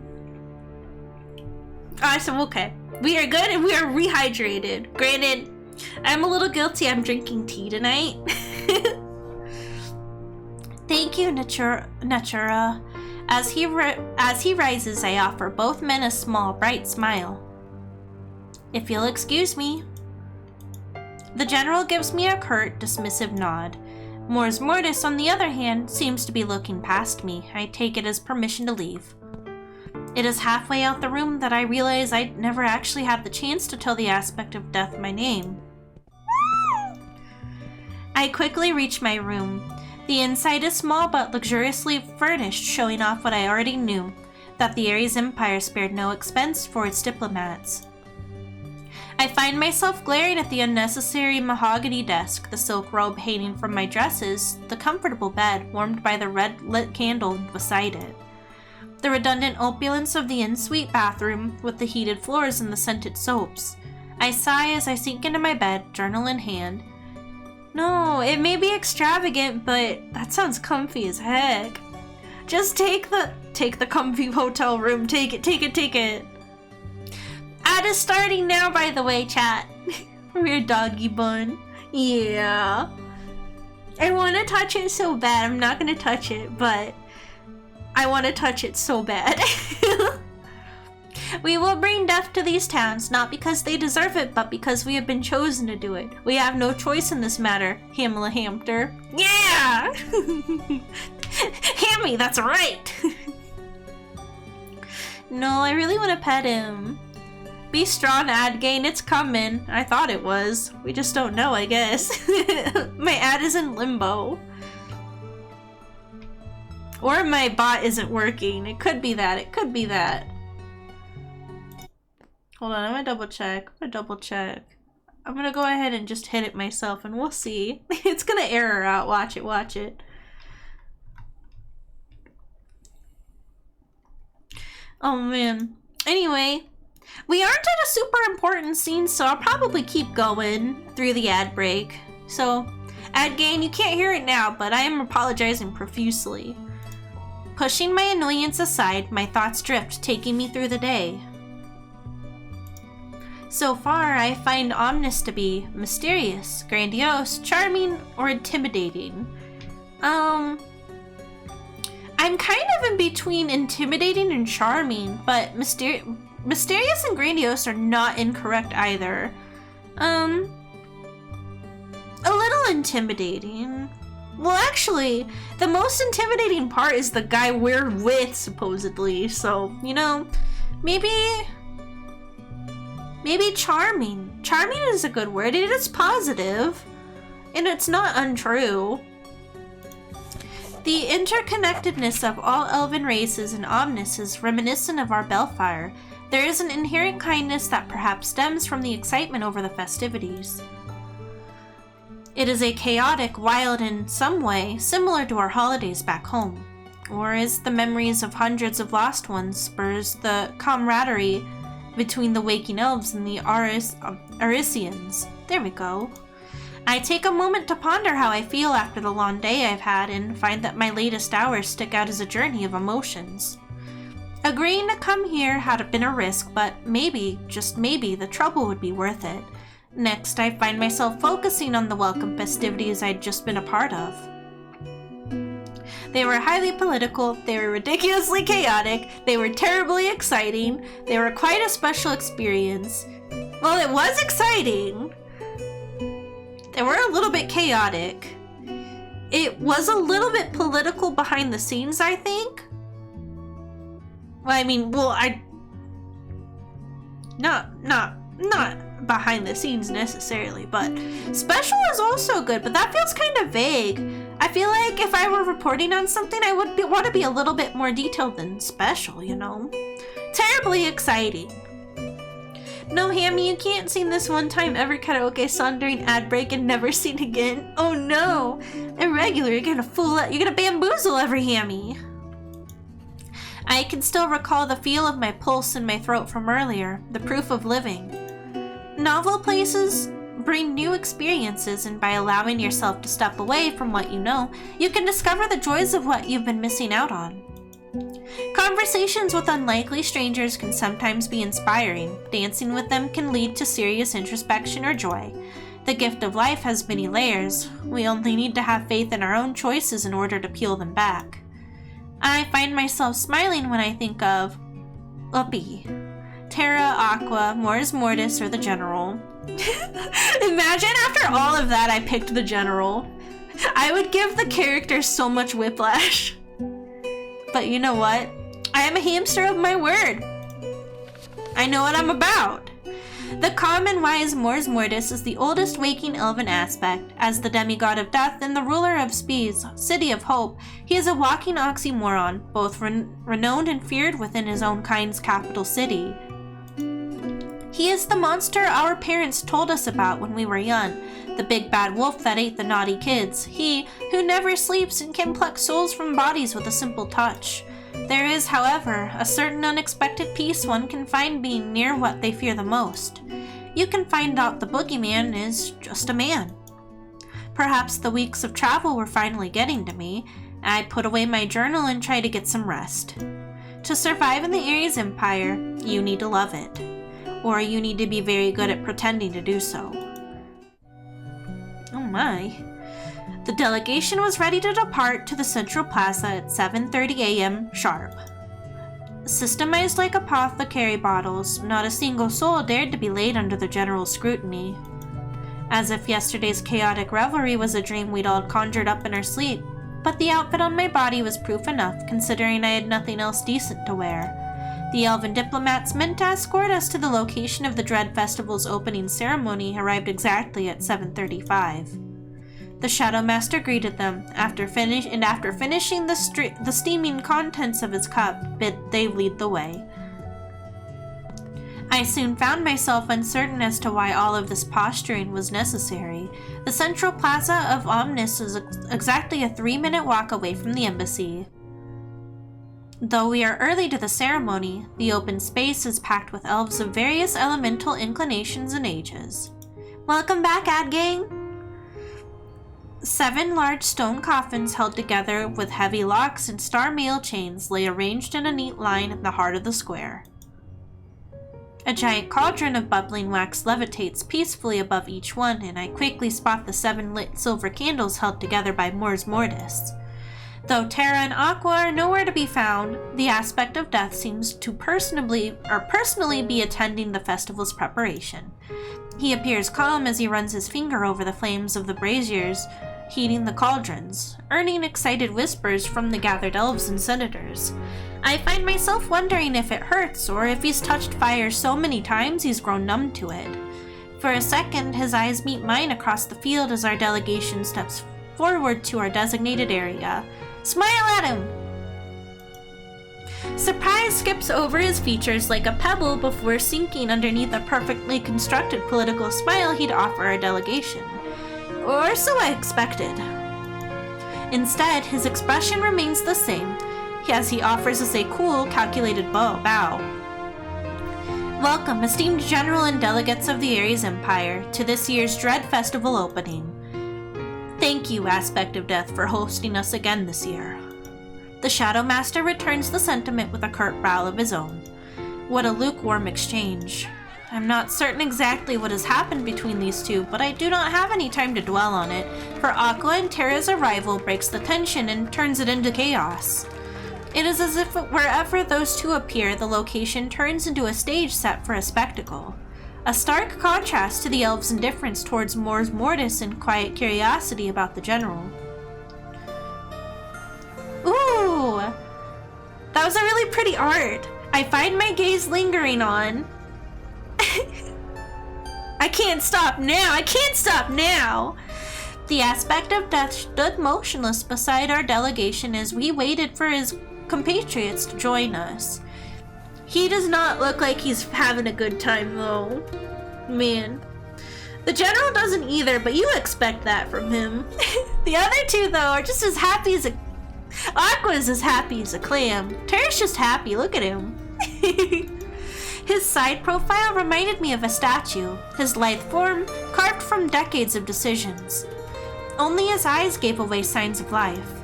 His gaze shifted through the crowd, landing on his fellow aspects before he blinked, an action so natural that looked foreign on him, as though he did it for the benefit of the living around him.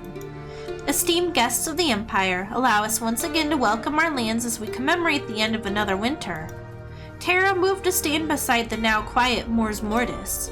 There is no greater honor for us and our people to call you and yours by the term allies. For every time we've called, you've answered, and wherever you've been in need, we've delivered. It is through good that we starve off evil. Through your gods and ours. Listening to the eloquence of the aspect of Earth, I am quickly reminded as the leader of the Elven City of Faith, Terra also holds the title of head of all Elfic religions. Aqua speaks next, a hand on his heart. Our bond has lasted for millennia, a marriage against darkness. This commitment, immortalized when we sealed away the 7 Scions, will continue to hold again today. Demon Souls? That's a game, right? It's really pretty. On this first dawn of the Dread Festival, we vow to once again keep them at bay.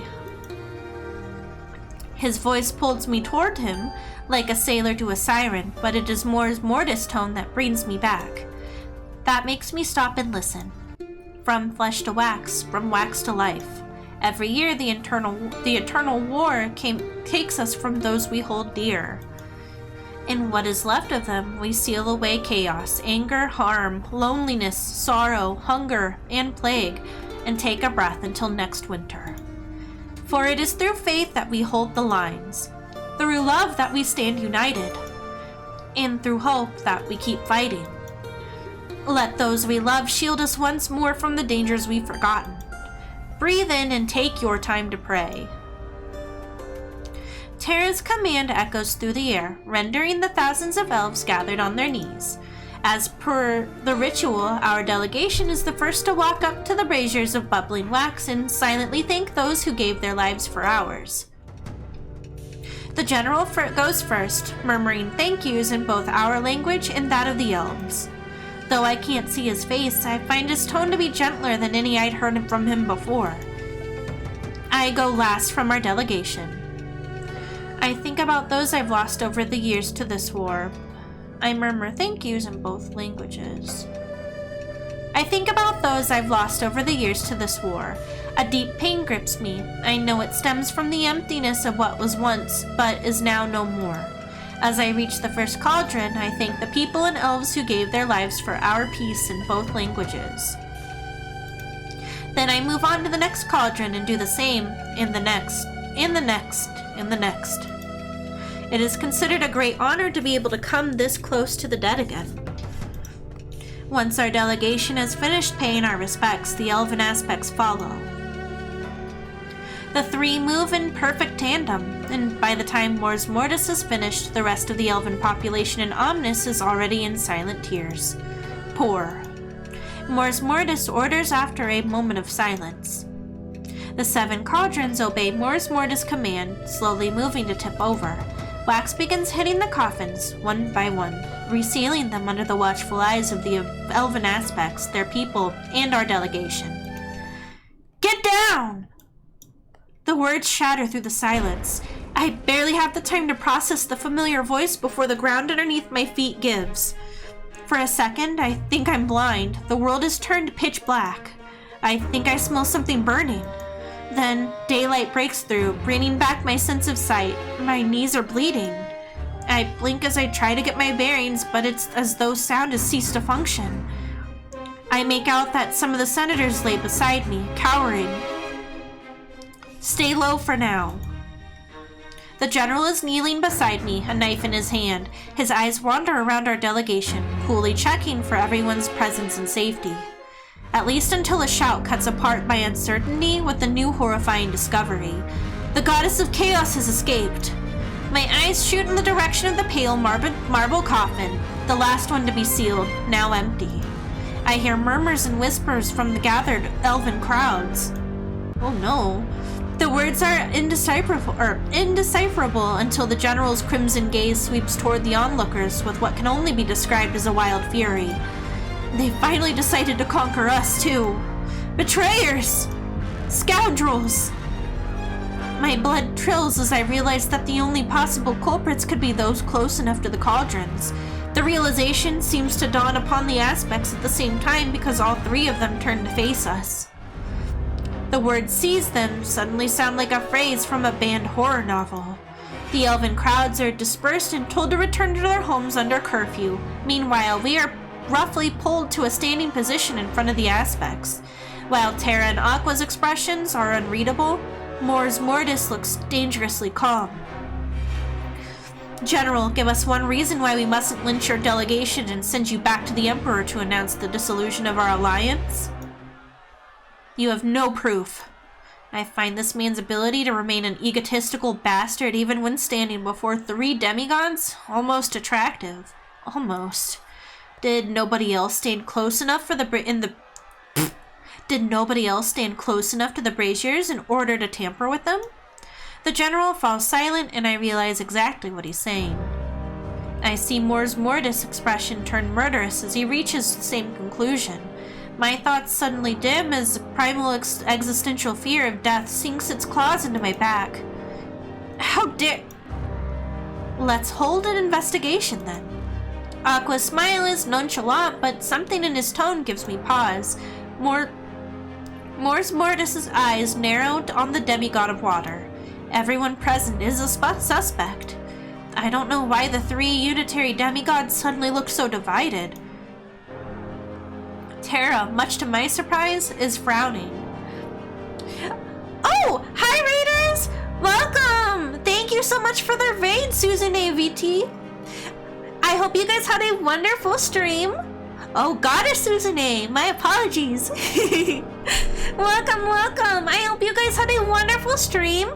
If you guys need to take a break to relax, just grab some dinner, lunch, whatever dinner time zone. I can't English, oh my goodness. Whatever time zone you're in, most appropriate meal. Make sure you eat, and then make sure you grab some water, or if you have some tea. I don't know if you guys are also reading visual novels tonight, but if you were, you've got to take care of that voice. We were also just streaming, so I wanted to show some love. Well, thank you, I really appreciate it. Thank you so much for trusting me with your community today.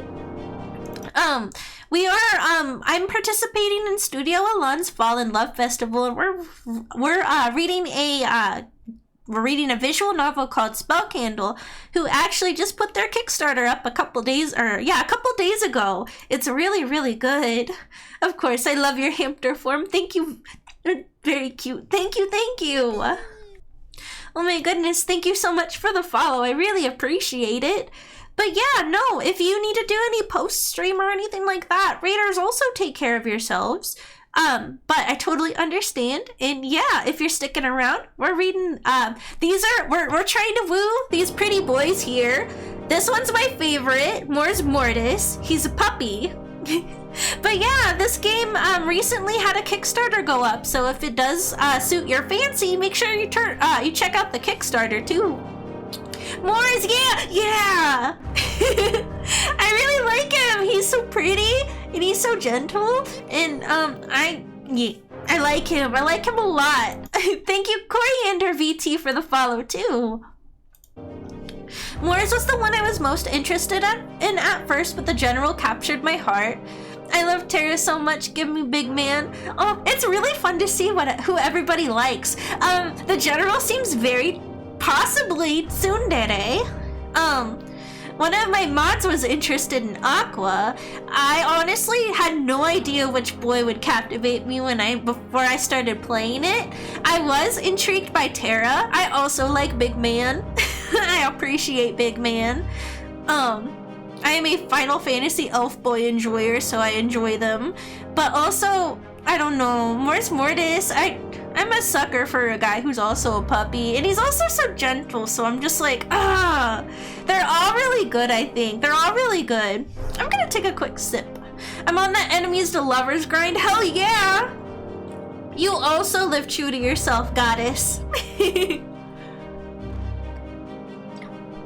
Sorry, I'm gonna take a quick sippy. But yeah, no, I'm really excited. This is a really interesting novel. I'm pretty hooked on it right now. Having a lot of fun anyway. Super Manager likes Terra too. It's a good taste, a good taste. Mr. Bark, who do you like? Mr. Bark? You're just like getting pets.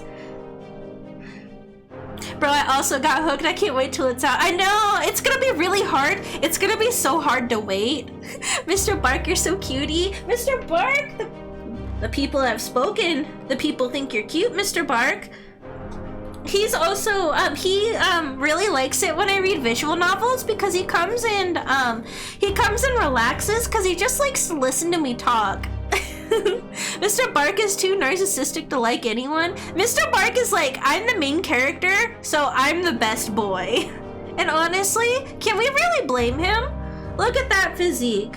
Look at him. He's so perfect. Oh, isn't that right, Mr. Bark? You're sweet. But yes, this is my corgi, Mr. Bark. Alright, let's get back to it, chat. Let's get to it. Terra, much to my surprise, is frowning, his tail flicking around, his arms crossed in front of his chest. It's Mr. Bark's world and we're just living in it, truly. We really are.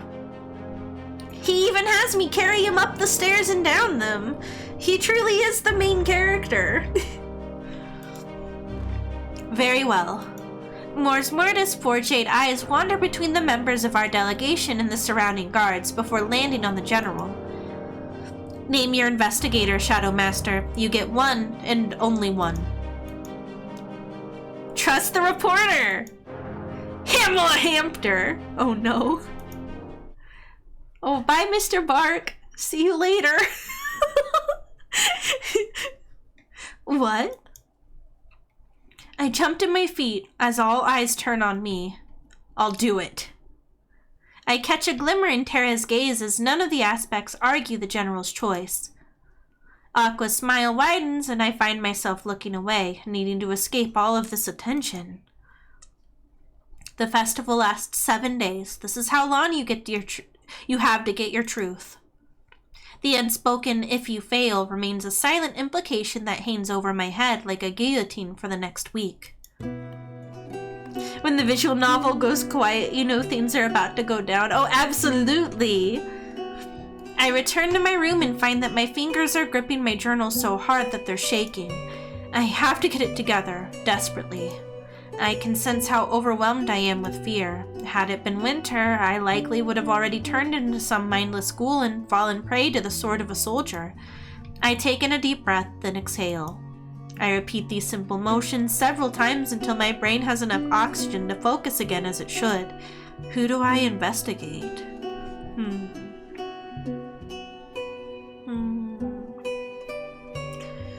Let's investigate Aqua. We don't know as much about Aqua because I haven't flirted with him as much. Let's investigate him. I wasn't sure if it was because Mors Mortis had called everyone present a suspect, but I found myself diligently studying Aqua as he sat on a chair in front of my work desk. A very ornate chair that hadn't been there until right before I asked for the aspect of water to stop by for questioning. It was carved of some expensive wood, packed with comfortable cushions, and sparkled with pearls of various colors and sizes. A perfect seat for the man who lounged on top of it. Oh, Mr. Bark's running. He's doing his, I had a bite of dinner dance, where he's really happy and he's got his tummy full. But he sometimes does it after a good treat, too. I felt this like thud behind me and I was like, what was that? It was just the corgi.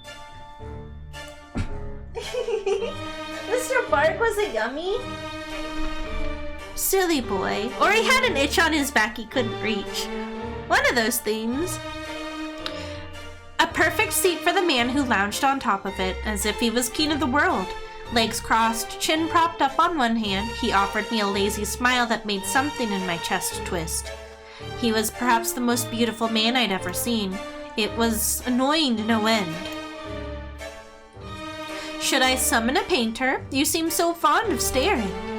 My cheeks flushed and I cleared my throat. Glancing down at my journal, I found it logical. I started off by asking him the following questions.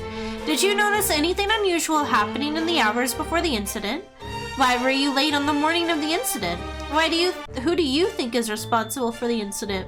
Why were you late? Aqua scoffed at my question.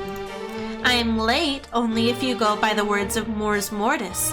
If anyone else had organized the Dread Festival this year, they wouldn't have said a word.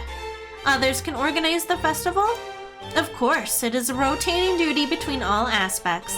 It's just so happened that this year the pleasure fell on Mors Mortis' shoulders. You didn't answer my previous question. Was there anything different compared to how Mors Mortis organized this year's festival compared to the previous ones? What does organizing the Dread Festival entail? You didn't answer my previous question. The aspect of water looked up at me through thick lashes. At the gathering, I found rather pleasant company that detained me until morning. Oh. Oh. Can that company corroborate your story? Of course. For one reason or another, I respect his choice to keep that card close to his chest. I'll ask for it later if necessary. Did you notice? Who do you think is responsible for the incident? Aqua raises an eyebrow at my question. If I was thrown at the deep end, I wouldn't go about attracting the attention of the sharks. Are you threatening me? He laughed as though I'd asked something terribly amusing. His different colored eyes glittered like sea glass. You Arisians are always looking for a reason for an argument or a fight. Do you know a lot of Arisians? A few. And that's enough to draw up such conclusions? Perhaps. I do my best not to roll my eyes. I will repeat. He does not like answering my questions. Let me rephrase. Wait, I will repeat myself. Who do you think is responsible for the incident? Let me rephrase. Do you know anyone who might benefit from freeing a dangerous goddess from her 2,000-year slumber? Could you tell me a bit more about the missing goddess? I think this middle option is probably the best of both of these options. So let's do that. Excluding our enemies. I grip my teeth at his nonchalant yawn. I haven't sensed any dangerous emotions from anyone, if that's what you're asking me. I find myself uncertain of what to put down on the paper in front of me. I'm sorry, you can sense emotions? My fellow Naturas call it empathy. Partially comes with the territory of holding the elven throne in the city of Amor. So you get powers from ruling a city, in return for what? Spreading peace, harmony, and love, of course. Maybe you'd let me help you explore that too at some point. Clearly you need it more than anyone else around the festival. I roll my eyes as my cheeks flush at his blatant proposition. Did you notice anything unusual happening in the hours before the incident? Not really. I was too busy sleeping off a hangover. After a long night of enjoying the revelry, I helped your embassy throw. His voice dipped into a softer, more melodic tone. It truly was a shame that you couldn't stay. Do demigods get hangovers? How long did you stay? How long into the night did the revelry continue? This seems... Let's do this one. I don't know. I didn't stay for the whole thing. And why not? I found a better use of my time. His tone dipped into something softer, and his eyes attained that pure raw heat that could only mean one thing. I nodded, my cheeks no doubt as bright as his eyeshadow. That was all very helpful. Thank you. Did you find that? I appreciate the attempt at lengthening our time together, investigator. I am a busy man. I find myself gaping at him. I wasn't. The grin he gives me as he makes to get up is downright infuriating. I should have a free time slot for you after 5 hours if you wish to continue your disquisition. You can't just...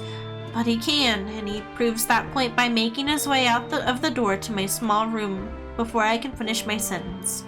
Damn. And I have the infuriating need to throw my journal at the door. Who do I investigate? Lattimore. Your summons for the general go unanswered. He appears to be busy. Damn! Okay, whatever. Let's do Tara. I tap my pen against the desk as I try to structure a plan. I am a political journalist, not a detective. I should be reporting on the strong relationship between the Ares Empire and Kulan Gyar. I should be watching the general, gallivanting alongside the aspects, drinking wine, smiling politely, and just writing. Instead, I somehow find myself spearheading an investigation that could not only spark a war between two nations, but also result in the end of my life. I can feel the nerves in my stomach like worms, eating me from the inside out. I should have skipped breakfast, and at this rate, I might skip dinner. You alright? You look like you want to murder your journal. Which I do not recommend, by the way. It looks like a nice journal. I find myself torn from my thoughts by a voice I'm quickly growing acquainted with. Its owner leans against the open doorway, strong arms crossed in front of his chest. I knocked several times, but you didn't respond, so I let myself in. It took me a moment to realize that he was waiting for me to respond to his earlier inquiry. I'm fine. He hums, his eyes studying me briefly. His gaze was piercing, as though he could see through every little lie. Please, feel free to take a seat. I motioned to the chair in front of my desk and watched Tara's gaze flick briefly to it before moving back to me with a raised eyebrow. I don't mean to be disrespectful to your embassy's choice of furniture in saying this, but if I were to put my full weight onto that seat, I fear it wouldn't hold another person ever again. Oh no. And while I have no issue paying for those damages, I think I'd rather spare your ambassadors the embarrassment. A giggle escapes me as I process his words, imagining the present ambassadors rushing over to apologize to the elves Tara for their inadequate seating arrangements. Sounded like something of a local comedy skit. Alright then. On to the topic at hand. Did you notice anything unusual happening in the hours before the incident? Who do you think is responsible for the incident, or why were you late? Let's just start from the top this time. No, I was preoccupied. Any particular reason? He chuckles and the sound inexplicably takes a load off my shoulders. Some demigod enchantment, perhaps? I was releasing some pent-up energy. Ooh. Through exercise? With Aqua! It takes great effort for me to keep my pen moving against the paper, but the writing turns into an unintelligible scrawl as his words sink in. His expression is proof enough that he isn't teasing me. His lips are set into a firm line, his muscular arms crossed in front of his chest. No, that sounds so unpleasant. No, I wouldn't do that. I wouldn't do that. That sounds awful. That made me like wince. Stop. After a few moments, when I'm certain my voice and expression are schooled, I continue that line of questioning. So, you're each other's alibi. I suppose that's the case. His eyes flicker briefly away from me and his tail lowers to the ground. Is this information you'd rather doesn't spread? The tension melts away as if I dreamt it up. He chuckles at my question, and I find myself watching the muscles of his abdomen as they tense. You're a funny one. Nobody in this city cares who does what and with whoever many partners as long as it's not in the streets. I find myself blushing as I put his words to paper. Who do you think is responsible for the... Thank you for the hydration check. Let me take a sip.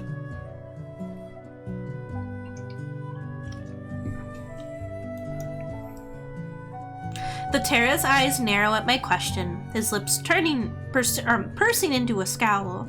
Whoever they are, they couldn't have escaped far. I put Omnis into lockdown. No one can leave or enter.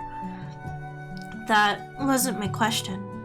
His eyes, like molten gold, slid to me for a split second. I could imagine what it was like to be this man's enemy, to stand against a man who could move a mountain, literally. Someone or something that wishes to weaken us, to drive fear into the hearts of our people. And when I find them, I will tear them to pieces with my bare hands and let them rot on the altar of celebration until the crows have picked the meat clean from the remnants and barats have dissolved the bones with their shit. Ugh. He's kind of scary. I wouldn't want to be someone he's mad at. It takes me a moment to close my mouth and remember how to write this down. Silence stretches out between us, the only sound of ink on paper before I look up at the demigod before me, another question in mind. Can a lockdown hold a child of evil? Is there any chance that one of yours betrayed you? What could anyone hope to gain from ruining the opening ritual?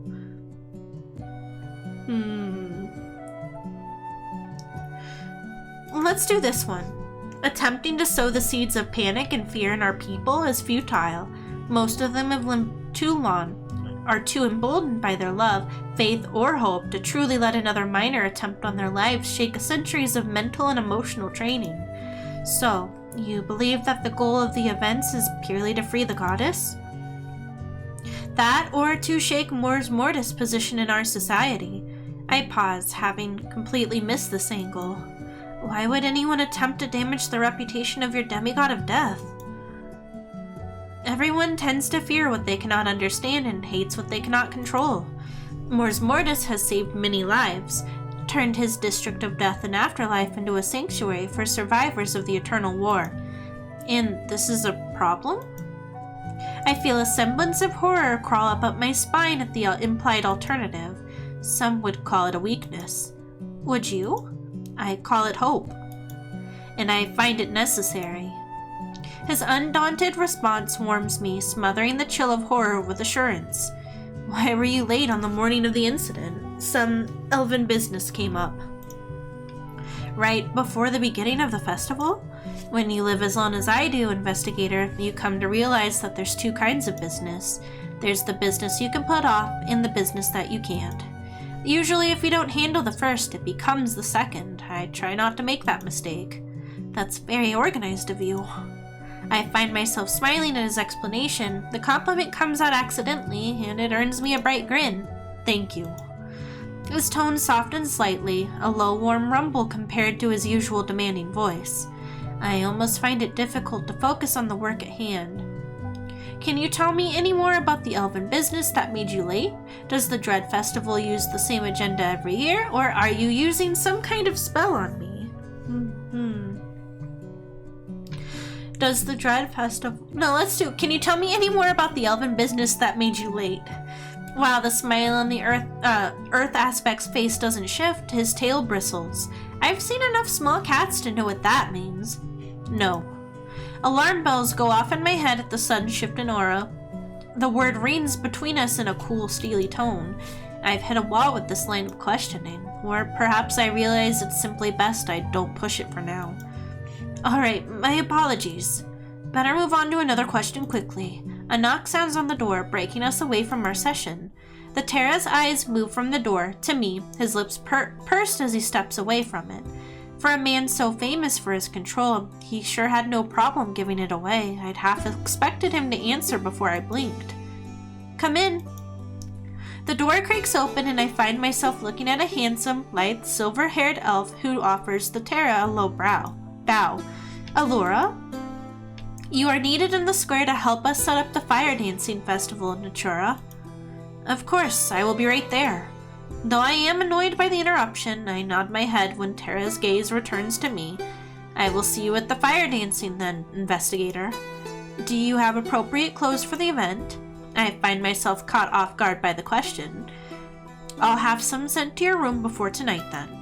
Are you always buying strangers whole new wardrobes? Usually. Only those that ask nicely. His grin stirs in me something fierce. Natura. I'm coming, Allura. He's out the door before I can poke at his words, leaving my brain scrambled with information and my stomach with warmth.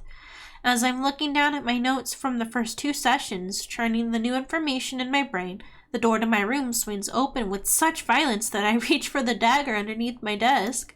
For a second, the shadows grow deeper, darker, and I wonder if they've moved on their own before the general marches into my room unannounced. Oh no, he's here. With 4 quick strides of his long legs, he reaches my desk, his tall form blocking out the rays of sun from the nearby window like a storm cloud. A thick stack of papers is deposited unceremoniously onto my desk, and it takes everything within me not to wince as I notice the smudges of various shades of red and brown, along with the inky scrawl upon them. I put the dagger back in its desk sheath and make up to get up and bow, but he raises a hand to stop me. Give me just a sec, chat. I'm going to adjust in my chair a little bit and get comfy. I can't sit in one place too long or else my legs get locked up. I will not stay. I have taken up the task of personally questioning everyone from our delegation who prayed in front of the wax this morning. I feel the blood drain from my face as my eyes flip between him and the stack of papers before me. I clear my throat to help find my voice. And did you find anything of note? His eyes narrowed with unfiltered annoyance. No. Oh no. He turns around, heading for the door just as abruptly as he'd entered through it, each step increasing the anxiety settling on my shoulders. That shouldn't erase him coming in and getting, asked questions. We need to talk to him. We deserve to talk to him because nobody's talked to him yet. Shadow Master, with all due respect, I would also like to ask you a few questions. My breathing halts the moment his footsteps do. I remind myself to count to 10, to move, to show signs of life as he levels me with one of his famous glares and the shadows in the room darken. Consider these 10 minutes of my time charity for a lost cause. My breathing resumes with a huff, and I am quickly reminded of my dislike for the disrespect of the ruling generals of Ares. Annoyance washes over my fear, steadying me as I flip over a new page on my journal. You've been to the Dread Festival before. Did you notice anything different in its setup this time around? Who do you think is responsible for the incident? What do you think was the aim of whoever is responsible for the incident? Let's start from the top again. The elves knew Aqua through the welcoming party yesterday night. He reeks of trouble. I raised my eyebrow at the observation as I scribbled the pointless answer down. Perhaps the Shadow Master used salty wine and trouble interchangeably. I wouldn't be surprised considering the stick up his ass.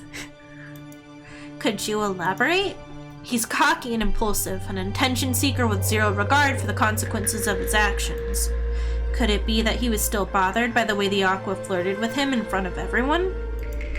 I pushed the thought down, ignoring the urge to smirk. The current Aqua has been present and active for the 2 previous Dread Festivals as well, but no incidents occurred then. I point out, my tone professional, controlled, earning me a scowl from the man before me.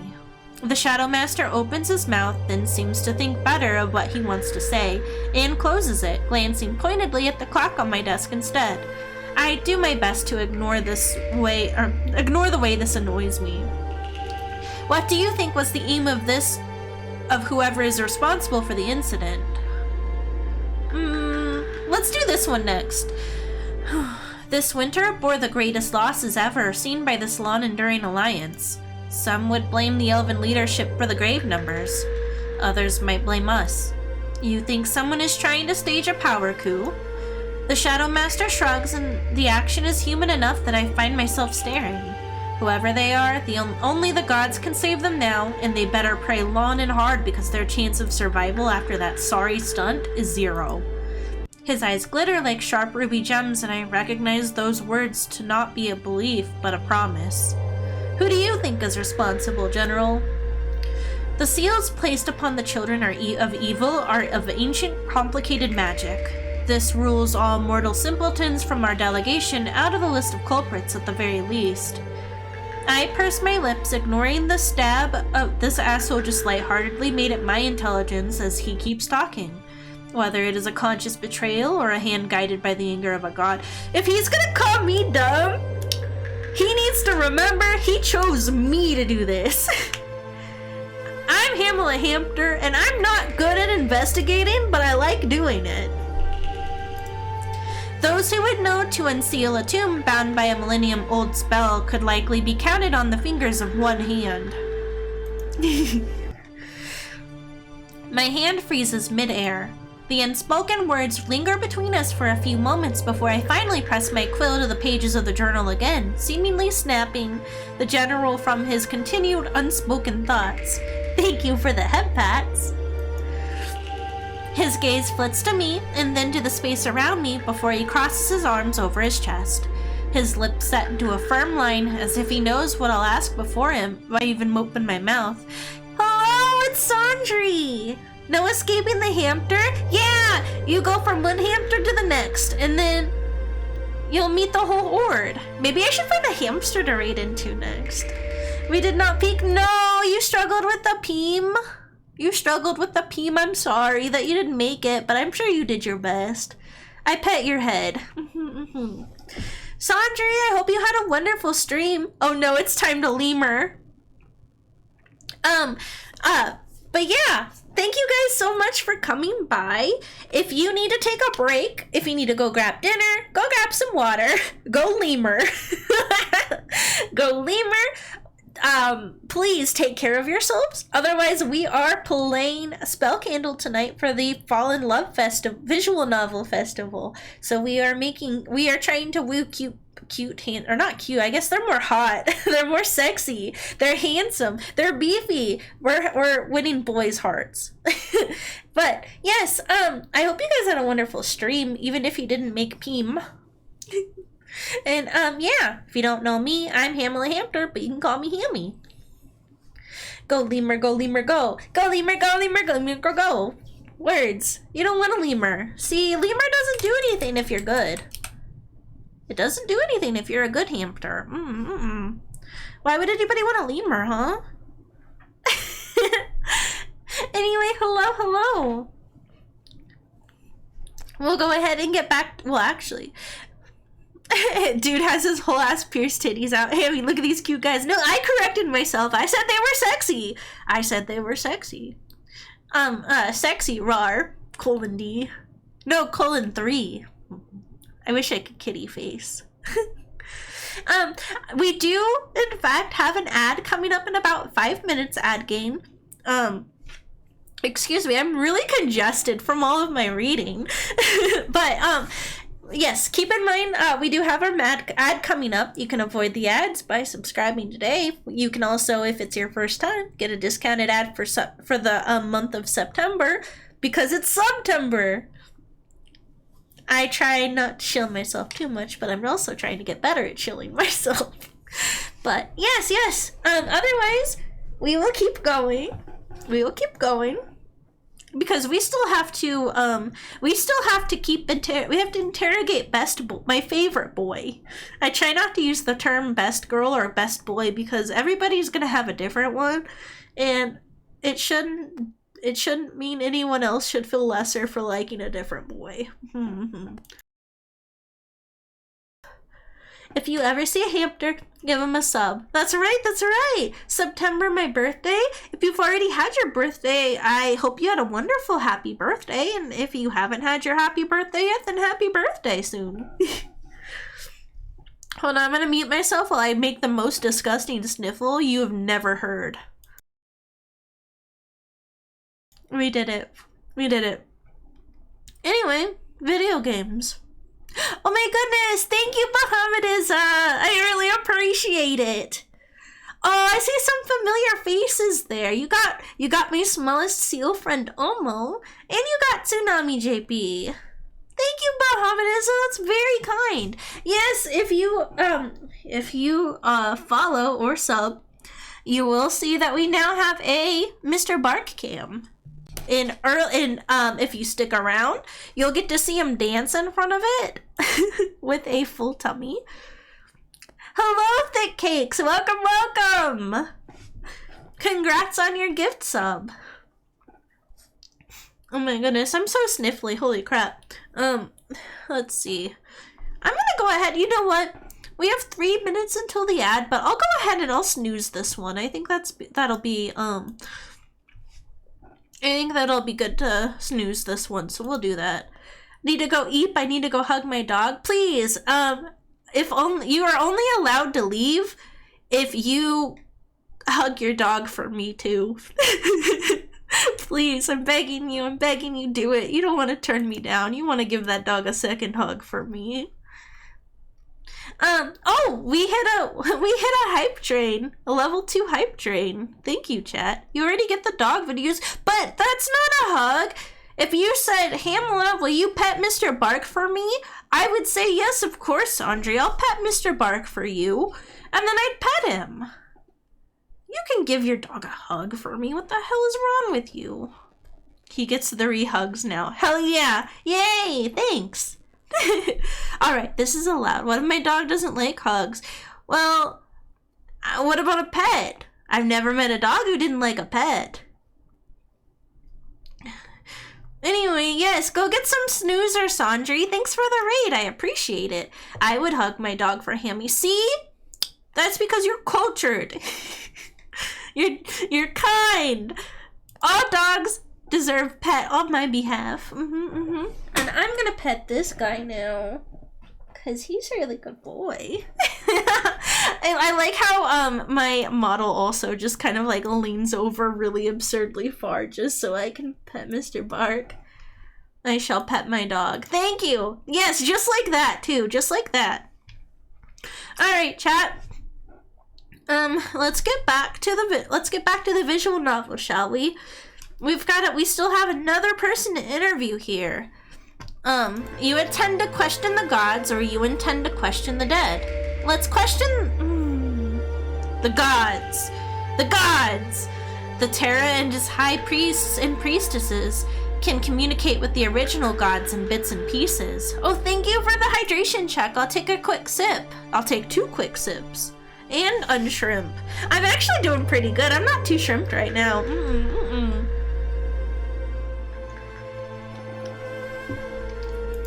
They know their intentions, their views, see the shifts of the divine web before any mortal clan. You think the Terra knew this could happen? He scoffs, 1 foot tapping impatiently against the wooden floor. If he's as powerful as he says he is, he should be aware of most fates woven by the fingers of the gods. The complex web of information only seems to grow thicker and more convoluted. I hate to admit it, but the General has given me a lot to think about in the last minutes. My brain is running at 1,000,000 miles per hour as I flip between the pages of information, picking through the bits and pieces I find important. Whatever question I want to ask next, however, doesn't see the page as I hear his boots begin moving towards the door. Let's be polite and thank him for his time, even if he's kind of a prick. I glance up from my papers as he pulls the door open. Thank you for your time, General. His gaze flickers in my direction briefly as he pauses in the entryway. Do make an effort not to get yourself killed, investigator. Oh, is that the first smile we've actually got from him? Hell yeah! Not everyone loves obnoxious buttons and meddling around their business. He steps out and shuts the door behind him, leaving me staring indignantly at the space he'd just left, my earlier bout of fear completely forgotten, now replaced with a warm, boiling rage slithering underneath my chest. If I wasn't in an embassy building, I would scream. What a fucking ass. Oh, thank you so much, Thick Cakes! I really appreciate it! That's very kind of you! We made it to the next part of the hype train! So, what's after level 2? What's after level 2? We're gonna get an emote, but thank you guys! I love an exciting hype train. It's a good September chat. Let me see. Hollowed Flip. I remember their name. I've seen their name in chat before. Silver Sunshine, though I don't know if I'm familiar with them, but yeah, if anybody's received a gifted sub tonight, make sure you step out and say thank you, okay? Please, please, please. But yeah, thank you so much, Thick Cakes. I really appreciate it. Scylla, Pier, and Lovak give me strength. Who do I investigate? Good boy. Can I call him Good Boy because he's puppy? My head feels like it's swimming as I attempt to piece everything together. Nothing makes sense. There's still too much information I lack and too little time I have to figure this out. I feel restless, squeezing of my stomach from nerves doubled by the rapidly growing hunger for something more serious than a cup of tea. It forces me out of my chair and to my door. With the amount of stress I'm under, if I don't eat anything, I might fall sick, and then I'd have really doomed us all. A light meal would have to suffice. Pulling the door open, I find myself staring back at two pairs of surprised green eyes. Hype train, more like ham train, more like Hammie train, more like hamp train, more like hamster, more like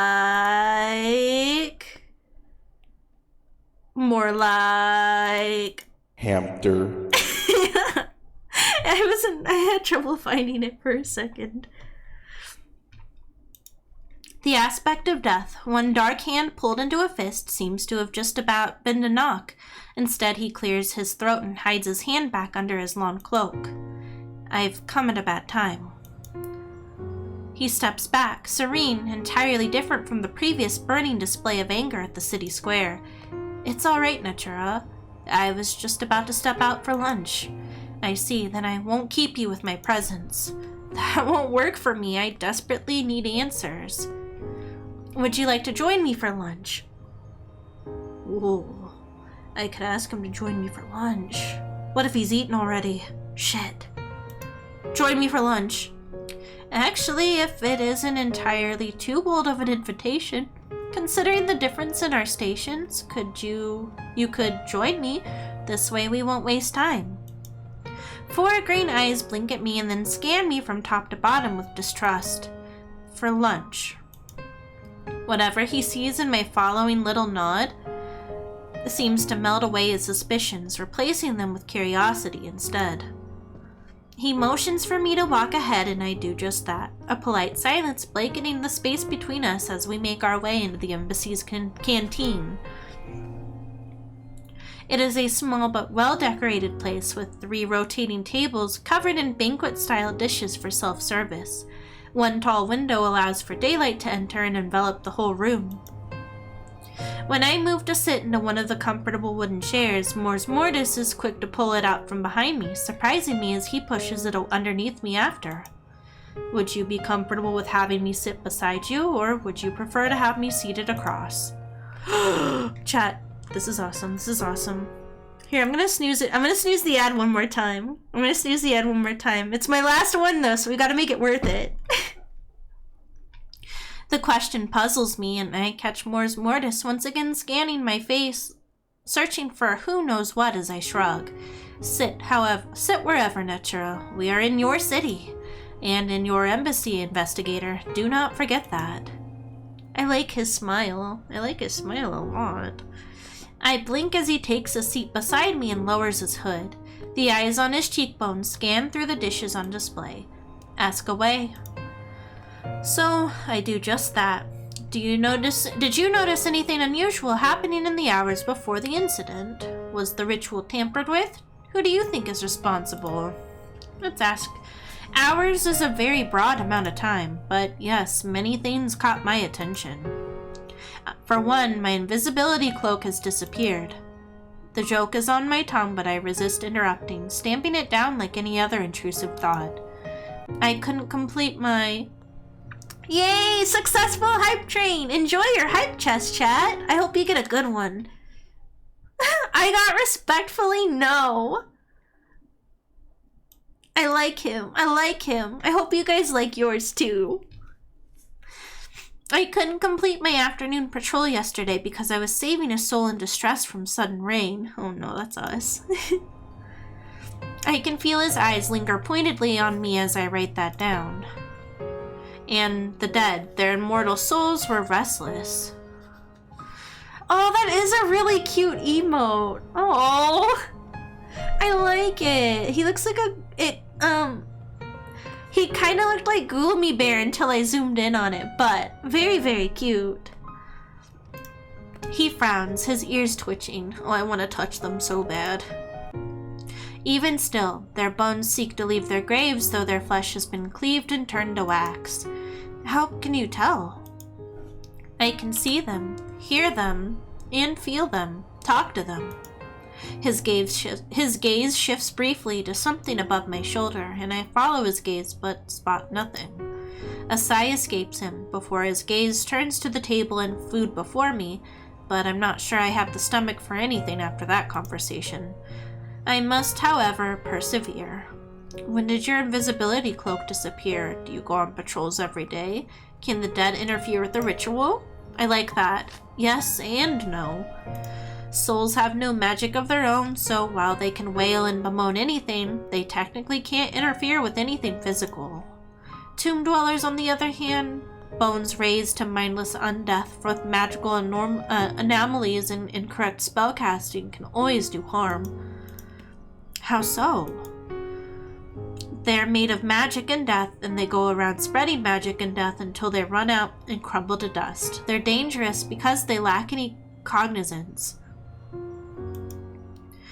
But they are terribly rare. We scarcely see more than 1 or 2 a season. You sound certain that the dead aren't responsible for the escape of the Scion of Chaos. They have no motive. It is as simple as that. He sounds convinced. I look up from my notebook to face him with my next question and find the pair of eyes on his cheekbones focused on me, though the rest of him appears to be looking away. They crinkle around the edges, almost imperceptibly, before directing their interest elsewhere. Was the ritual tampered with? Yes. How? Mors Mortis' eyes fall on the empty plate in front of me. There were runic configurations on the inside of the cauldron. I blink in surprise. Runes and ancient symbols imbued with magic, most commonly used for spellcasting. But runic is a dead language. Oh, hello, raiders! Welcome, welcome! Let's see. Thank you, Terberry, for the raid. I hope you guys had a wonderful stream. Happy Fall in Love Fest. Thank you. I appreciate the raid. If you guys need to take a break to go grab some food or drink some water, rehydrate, or you've been going at it for a while, I completely understand, and thank you for coming on by. Otherwise, if you'd like to stick around, we are playing Spell Candle today. I hope you had a wonderful stream, Terberry. I assume you guys were also doing a visual novel then, since you said Happy Fall in Love Fest. Excuse me, I'm a little bit sniffly. Is this your first visual novel for the fest? It's not my first one. Yesterday I played Taisho Romance Theater. You played Lover's Enigma? How are you liking it? I'll have to look that up. I've been trying to keep up, and check out the ones I hear about. Ooh, how was it? It was really good. I didn't reach any romance, in my, the one I played yesterday. However, it was really interesting. I was super, locked in the entire stream. Taisho Romance Theater was also a little bit spooky. Lover's Enigma was spooky. I do like a spooky story, so I'm gonna quickly just, run over here and add it to my wish list really fast. Ooh, I'm already intrigued by the, artwork in the thumbnail. Ooh, which boy? Terberry, you'll have to tell me, which boy did you like? Oh, Haruki and Ryota?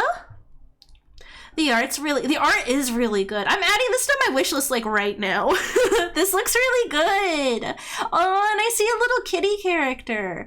And is that a rhythm game? Mini game? Holy crap, that sounds fun.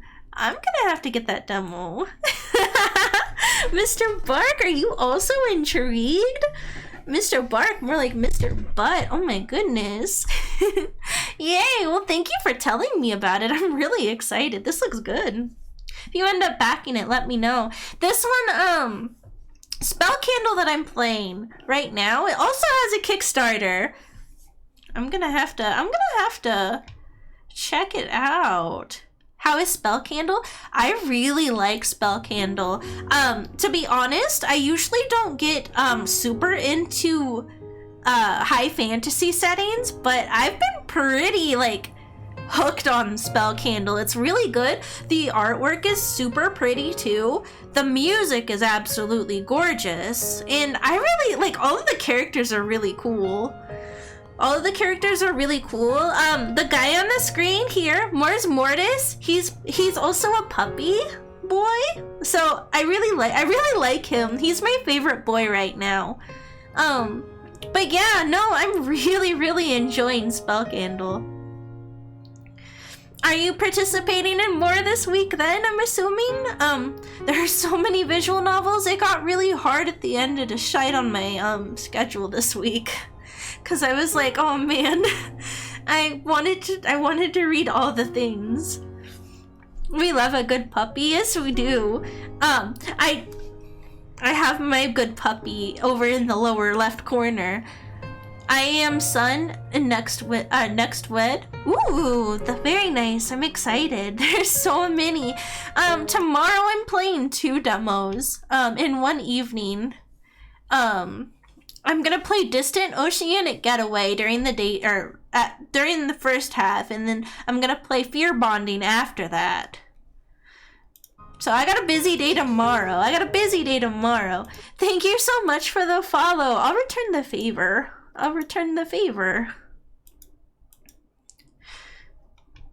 Maybe if my stuff loads. My goodness. Your character is so cute. How exciting. Honestly, I think one of the most fun things about this festival so far is meeting new friends and stuff. I would love to hear the ones you enjoy. Of course! You're a cutie? Takes one to know one. So many visual novels, so little Hammie. One Hammie. That's right, I know.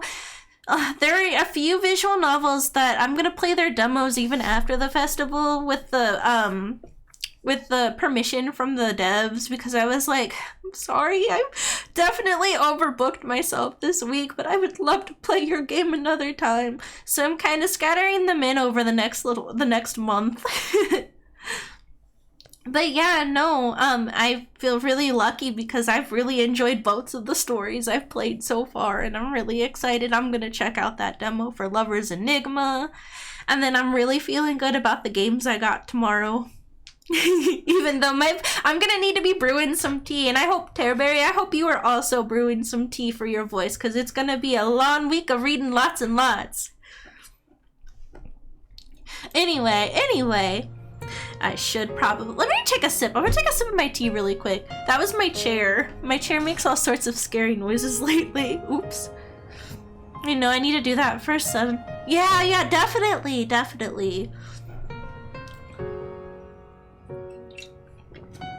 Yay. I will be vibing alongside you. Thank you so much for the lurk. It was very nice to meet you. And thank you again for the raid. We'll keep reading Spell Candle then. Excuse me. But Runic is a dead language. Is anything truly dead? Wait, hold on just a second. Is anything truly dead if the memory of it still lingers? The aspect of death rotates the traditional table such that the vegetable dishes face us rather than the meat-centric ones. Words. The vegetable dishes face us rather than the meat-centric ones. Either this man is vegetarian or he has astounding insight to those around him. I thank him and quietly pile some pickled vegetables onto my plate, pondering his last words.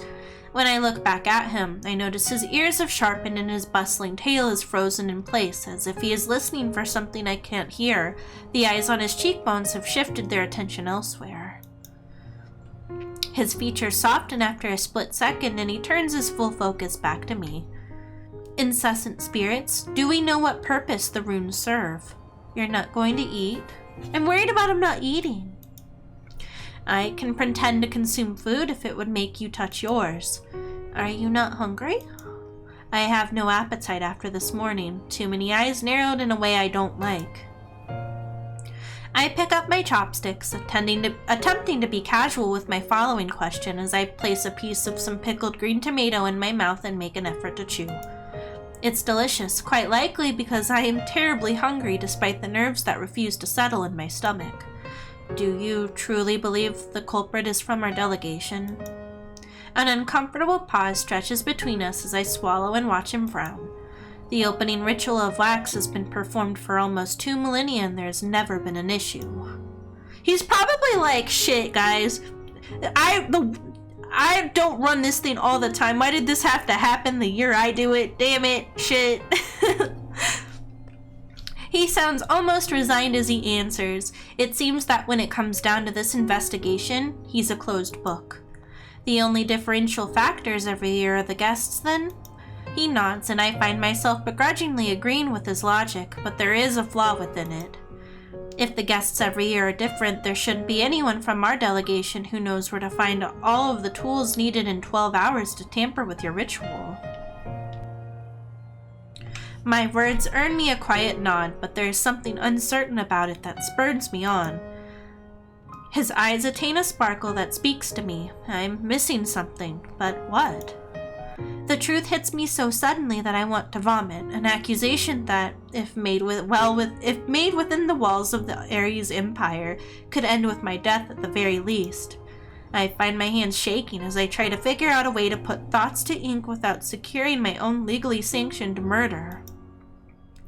The generals are reoccurring guests. The Shadow Master had attended the Dread Festival many times before, and his speed and agility were legendary, the source of increased battlefield morale of many Arisen armies.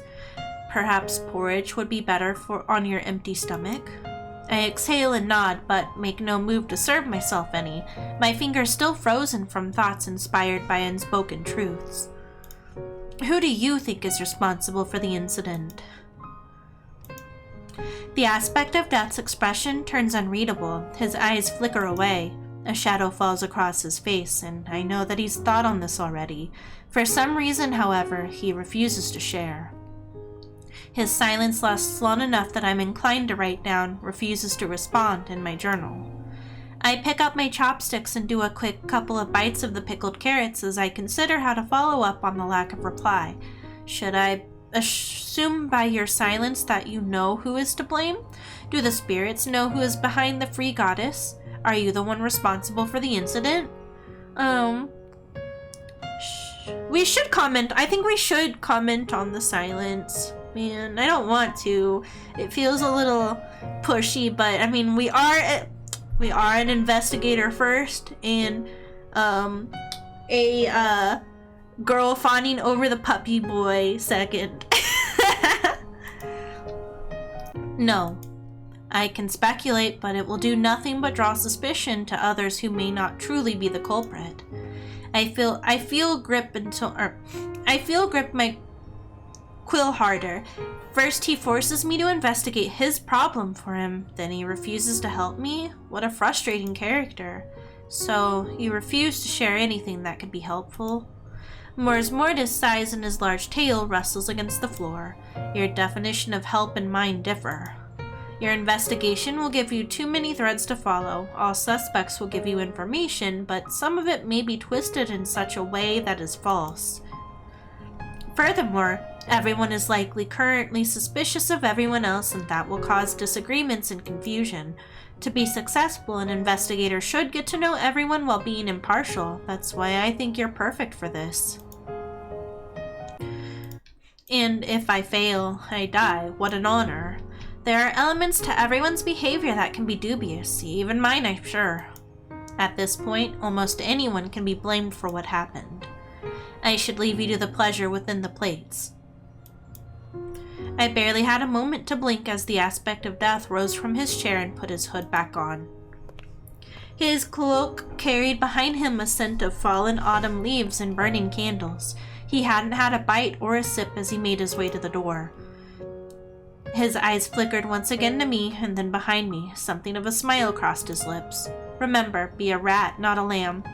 The less meat on the bones, the less satisfying the prey. We finished the demo, chat.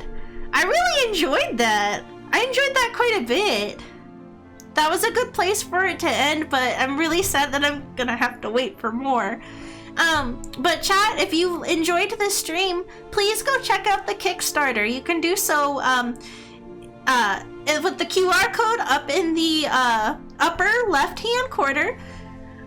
Or if you're watching the YouTube VOD, it will be in the description for the YouTube VOD. Otherwise, if you're in chat, here it is now. Here it is.